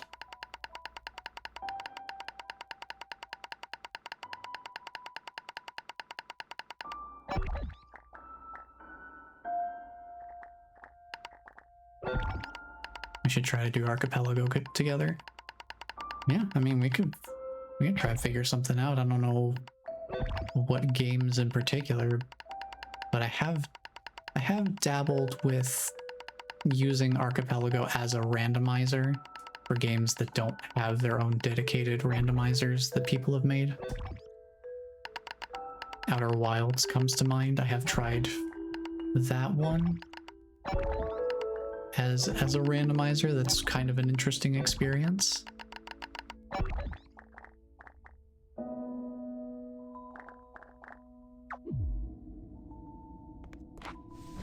trying to think. I think there's at least one other game I've used Archipelago as a randomizer for, but I can't remember off the top of my head what it was.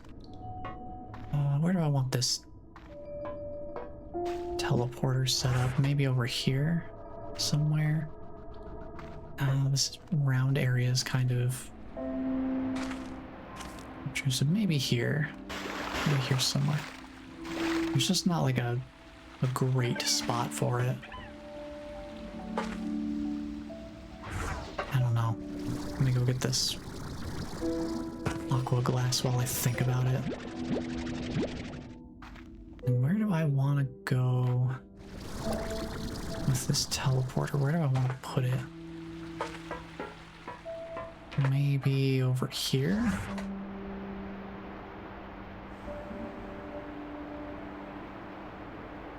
I could set it up here, maybe. Feel like that.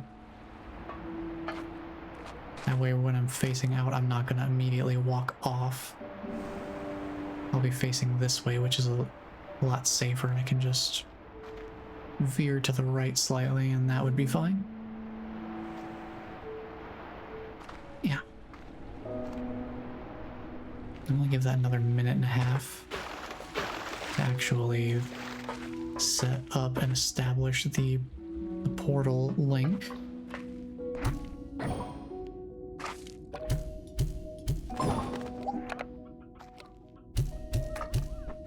Where do you think you're going, buddy? Where do you think you're going, buddy? Where do you think you're going, buddy? You can get back here, buddy. At that point, I'm just harassing him, basically.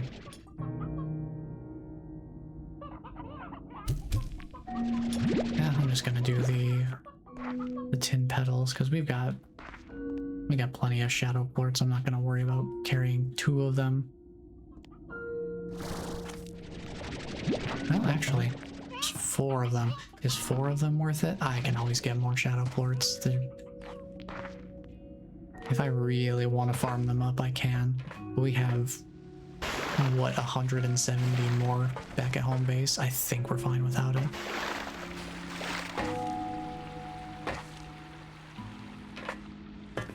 And then a few times with a friend, he decided to play Dark Souls 3 while he still had never beaten the game, so his runs weren't exactly efficient, to say the least.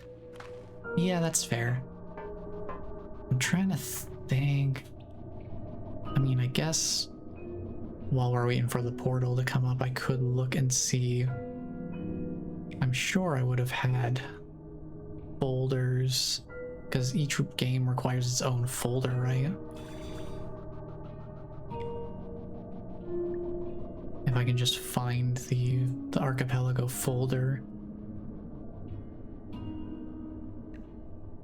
Trying to think where that would be. I don't use it very often. I've only used this a couple of times.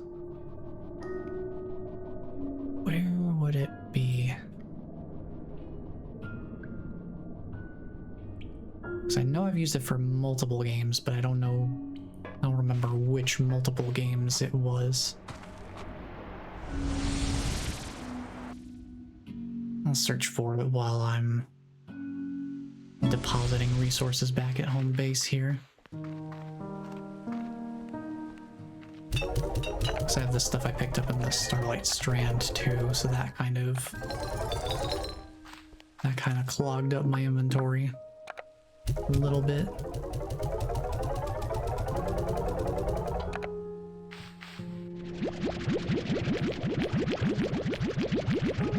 I think we take a full stack of the shadow plorts with us and just immediately start dumping them into that one plort collector. I want to go back here and grab a baddie plort to take with us as well. We need that for one of the doors. If I had a boom plort, I would take it with me. We could dip over to the Ember Valley and try and get a boom plort that way. If we wanted to give that a try. Oh, hey, Mochi, you got another message for me? B, I've been trying to get a hold of you. I've analyzed one of the drones you've been finding all over that island, and know why it seems so familiar to me. It's mine. Or at least, it's one that I've seen before. In my dreams, anyway. After I looked at scans I took of it, I knew it was familiar, so I began looking through some old slime science journals of mine. These journals are mostly future projects, but sometimes they're speculative technology. You know me, I'm always thinking 6 steps ahead to keep Mochi Tech on top of the industry. Well, sometimes I come up with the impossible, stuff that I may never engineer in my lifetime. Well, those drones you're finding are exactly that. Impossible with today's technology, and taken right from the pages of my journals. They're something I saw in a dream, B. So, how did a bunch of impossible drones I designed in a dream find their way from the pages of my journals to Rainbow Island? Maybe there's some kind of archive in them we can unlock to learn more. I know they contain data logs, but if it were me, well, I always know how to find a way of holding back what I need to. Okay, B, I need some time to think on this. I'll let you know if I come up with anything. Maybe I'll sleep on it. Well, Mochi's working on something there. These drones are presenting quite an interesting piece of mystery here. The fact that they are something of her theoretical design, and yet somehow they are made manifest and in widespread use by, assumingly, Gigi. Gotta wonder how that's possible. Very interesting.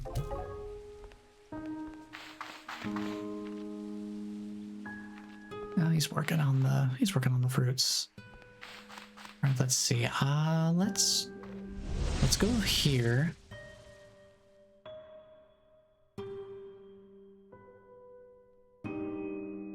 And then we will immediately dip back out of the Grey Labyrinth entrance here and go to the Ember Valley, because we should totally be able to just pop out here, grab a boom plort from one of the many boom slimes that are out here, and then just use the return home portal and head to the other Grey Labyrinth entrance and just do it that way. Let's see, who's got a boom plort for me? I will get one myself. Perfect, thank you. And then we'll just head back. I think we get fewer loading screens if I go directly through the return home portal that I have over here, rather than cutting through the labyrinth and using that portal. Plus I can drop off some more lava dust, because why not?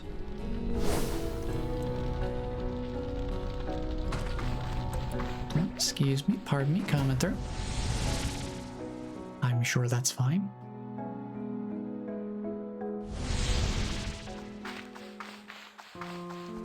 Oh, that's the other game. Okay, I see it in the list here now. Sorry, I was letting Windows do a search for me in the background here, just to see what other folders there were. I remember now. So I've used it for Outer Wilds, and I've also used it, appropriately enough, for Ultra Kill. I forgot that I tried out the randomizer for that. I do not remember what settings I used. That was a pretty fun game to have randomized as well. Just having to learn to make do with some different tools at your disposal than you would normally have. Like I can't remember for sure. I think one of the things that I learned something new, some new interaction thanks to the randomizer.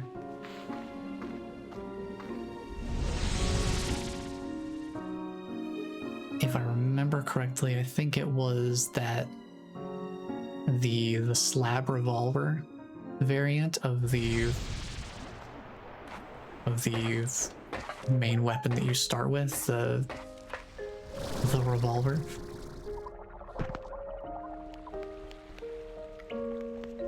Apparently the standard shot of that gun is strong enough to break breakable surfaces like glass or cracked walls, which is something that I did not know before. I think at that point I had only been using explosions from, you know, explosive weapons to pop those open.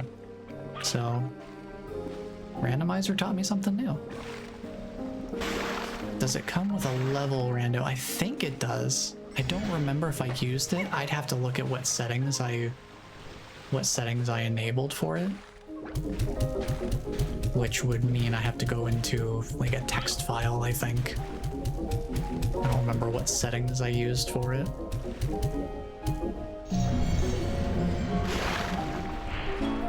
Ooh, storage cell. Nice. Let me grab that screenshot real quick. I need to grab the screenshot of the other one too.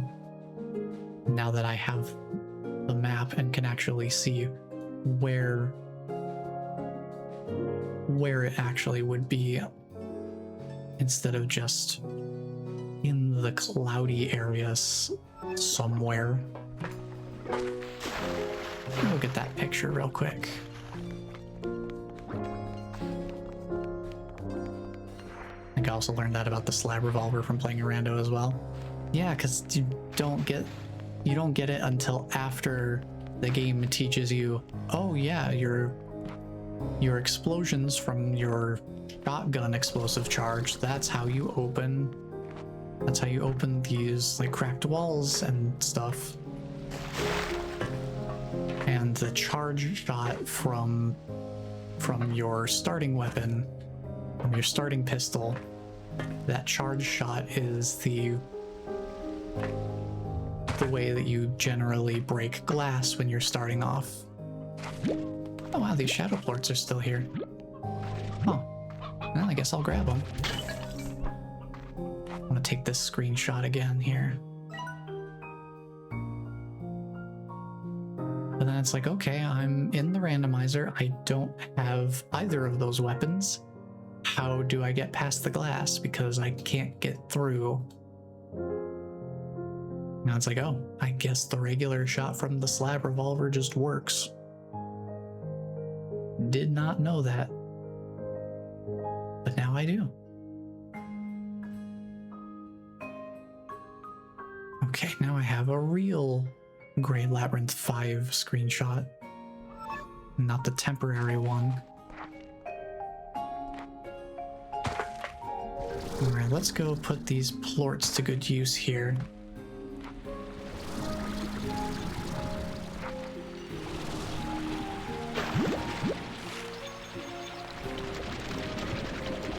Grab some additional resources while I'm here, I suppose.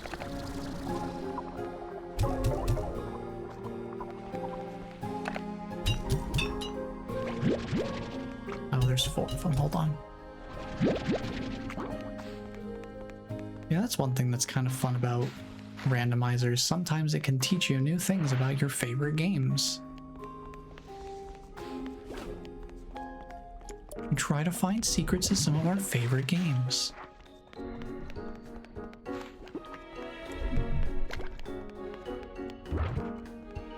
Let's get that boom plort dealt with. This opens up to this room, right? Okay. Yeah, it seems like most of this is not necessarily a shortcut, it's more so emphasizing interconnectivity. Being able to loop back around into familiar territory.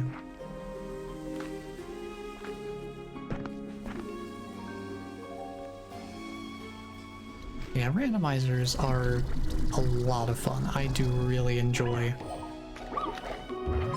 and value what randomizers bring to the table in terms of replayability. Jeez, these guys are beating me up. I gotta get out of there. It's dangerous around here.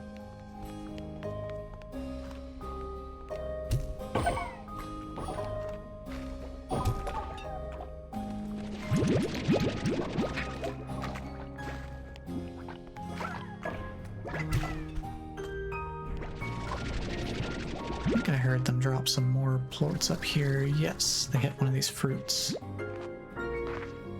So maybe I could grab a few. randomizers are a lot of fun. I think I used to do more of them in some of my earlier time streaming here. I was like, oh, I just want to play stuff I'm familiar with, but with a bit of a twist onto it.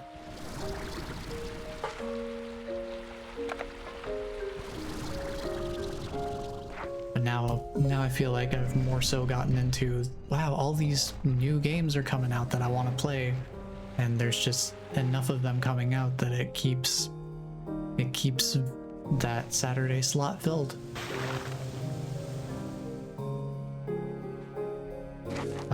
It usually is up to bonus streams like a couple days ago for me to revisit things like Pseudo Regalia.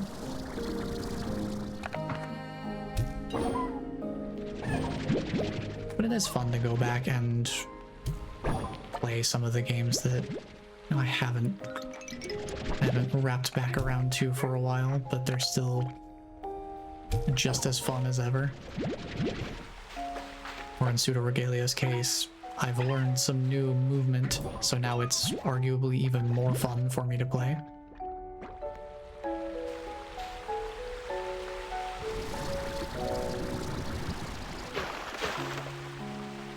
It's like only streaming once a week. I don't usually get a whole ton of opportunities to...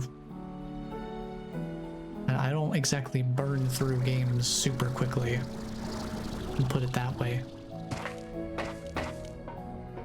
The games definitely last a lot longer when there's only one session happening per week for 4 hours. Sometimes more, but not often.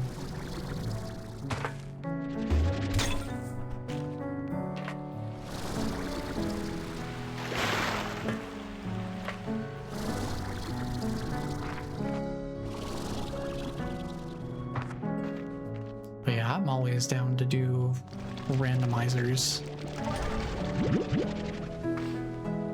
I usually tend to do them on pretty casual settings because for the games that I do play, I usually don't know the huge, majorly impactful skips and glitches. So it's more of, I usually do more of like casual knowledge checks. Where it's like, do I know where I normally would need to use these abilities in this game? And it's more so, usually I just am playing the game casually, but in a different order, I guess.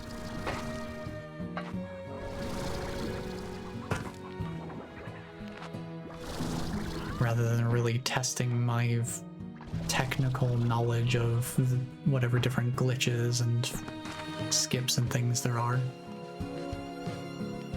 So I don't usually play very intense randomizers. The settings I use are often very lenient.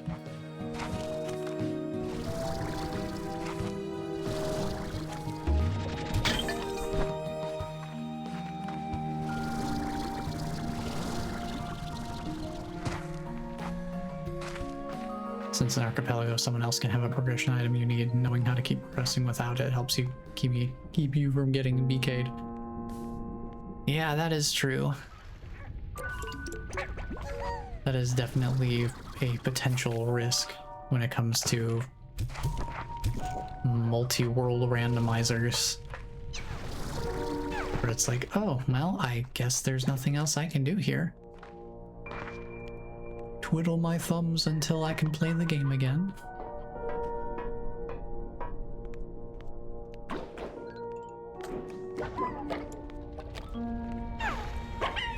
Where is this plort door? I see this here, but I don't remember how you get to it. That might be worth exploring in a moment. I don't want to drop off some stuff real quick back at the home base so that my inventory is cleared out.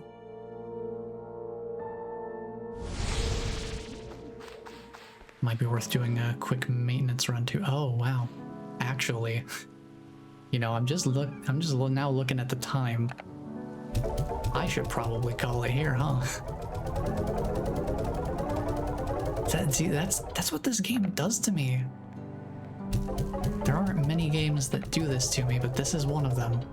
It's like, oh, wow, it actually is like 20 minutes past when I usually end, so maybe I should wrap up here. Whoops. Not a huge deal, thankfully, but still, like, whoa.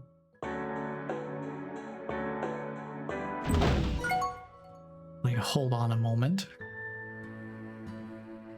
I do need to figure out dinner plans, so I can't just sit here all night, as much as, you know, I'm having a great time just doing what I do here. I think I invented some randomizer exclusive skips in Hollow Knight, at least I've never seen them done before. Yeah, I mean, I feel like there's not a lot of people who make a regular habit of playing randomizers. Especially not in the content creation space. I feel like randomizers they definitely are more niche. I think speedruns kind of get the most attention in terms of replaying a game in a different way than the casual experience. But I've never really enjoyed the time pressure and the performance pressure of speedruns. There's a reason that I have only done speedruns for maybe a couple of games. And the only reason I did them was because those were my absolute favorite games of basically all time ever. So they were games that I actually liked well enough that I wanted to speedrun them. The only one I can think of immediately is easily Ape Escape. Ape Escape is one of those games that is always going to have a very, very, very special place in my heart.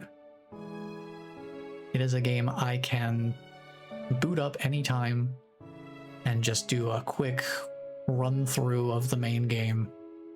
No big deal. And some of the tricks for it are actually not super crazy technical. And it's mainly down to muscle memory. Kind of a similar thing to like what I was doing with Pseudo Regalia a couple days ago. Where it's like once you know the movement tech, it becomes a tool for you to then decide how you want to use it to make the most out of it. Though I will say, the movement tech that I do know for Ape Escape is definitely not dev intended. Unlike Pseudo Regalia, where there's a lot of advanced movement that's by design. Not so much in Ape Escape. They definitely did not intend for infinite jumps to exist in that game, I tell you that much. I've come across some relatively small channels that consistently upload randomizer runs of Minish Cap, which was pretty interesting to come across, but not many large channels. Yeah, that's fair. I mean, I think part of it is speedruns. It totally makes sense because there's a pretty clear goal and a pretty clear path to that goal, and it is basically just the process of watching someone perfecting their craft in a way. So I think that's a much more easily resonant experience versus randomizers are very much up to luck and knowledge in varying degrees depending on what game you're playing and what sort of randomizer you're working with. So I think that's something that would appeal more to people who already know the game pretty well and are interested in seeing how the knowledge about that game is used in the moment-to-moment gameplay. Yeah, I can see why speedrunning would have a bigger audience than randomizing. feel like randomizers are closer to what Minecraft speedrunning is like in Random Seed. Yeah, something like that. Because it also is like, well, if something happens and it's just not favorable, then the experience is more inconsistent. I think with speedruns, you generally have a pretty good idea of what you're getting into. And it's a lot easier to tell whether something is going well or not. Yeah, I think speedrunning is just generally easier for more people to understand as a whole. But I will say I do prefer randomizers and challenge runs personally. I do feel like challenge runs are they're pretty up there with speedruns in terms of content creation, I guess. Because there are so many videos now of, can you beat this game while doing only this thing, or while avoiding all of these things? There are so many of those videos now for so many games. You know, some people have been able to take some of the more diverse games and make their entire identity as a content creator, makes their entire gimmick about that game, and just all the different ways of playing it with certain limitations on different aspects of the gameplay. But not every game is going to be that robust. I feel like if ever there was a game that I could do something like that with, I feel like the big open world games in the vein of something like Elder Scrolls 4 or 5, Cyberpunk 2077 fits that, Fallout New Vegas 3 and 4 definitely are pretty open. I feel like the more open games with a broader tool set to work with and multiple paths to potentially even multiple end goals, you can get a lot of mileage doing challenge runs for those games, though that would keep you going for a long time, even if you don't include randomizers in that mix. There's just so many different avenues built into those games that even just playing casually, you can experience totally different things between different playthroughs. I do want to try a no logic randomizer at some point, but that will be a grind to tackle once I do. Yeah, there's a reason I keep my pretty casual settings for randomizers. Because like I've done randomizers for the Metroid Prime games, mainly 1 and 2. And it's like there's a bunch of skips in there that require some map knowledge and out of bounds traversal and some different stuff that it's like, I don't know if I want to subject myself to this right now. I don't think that's in my wheelhouse. So for games like that, I usually am just like, you know, randomize the elevators, randomize where the items are. That's probably fine for me. But yeah, some of the games like the Metroid Prime games where they have dedicated logic settings built into the randomizer, so you can choose what you do or don't want to tackle on a certain level, where it's like, if you don't want to do out of bounds traversal, they have a setting for that. And they have different degrees of the setting too, like different difficulties. I feel like it's one of those things where if there was better documentation of how to do those tricks, it would be more approachable for me. But the lack of easily digestible or searchable information for the different skips and glitches and things like that, and it's just like, I just don't want to mess with those settings in the randomizer. So like if I don't know how to deal with it and it just stops me from continuing through the run, then what's the point? Yeah, I've not done a randomizer for a long time. I think Ultra Kill was the last game that I played with a randomizer, and that was, gosh, several months ago at least. Theoretically, something like Crystal Dash or a Dreamer could be behind Path of Pain and No Logic, which is a good deterrent for doing a No Logic run. Yeah, that's fair. That is fair. Because sure, Path of Pain is, well, for me it's okay when I'm able to have everything else in the game up to that point and having all the tools at my disposal. But in a No Logic randomizer, oh, count me out of that experience. I can only imagine. But yeah, we should figure something out sometime. I can look over what games are supported in Archipelago, and then we can figure something out. We do also still have to do the other half of our Silksong OST listen along. I need me the rest of that Silksong OST. The first half is really good, but it's not everything, and I want to listen to everything. So we'll have to do that. We'll have to do that sometime as well. But for now, I need to go figure out dinner plans for tonight. So that will be where I leave it for today. I'm not gonna write a to-do list for next time, because I think it's pretty self-explanatory. We've done a pretty good amount of exploration, unlocked a bunch of different areas and things like that. We've converged both of the paths. Both entrances into the Grey Labyrinth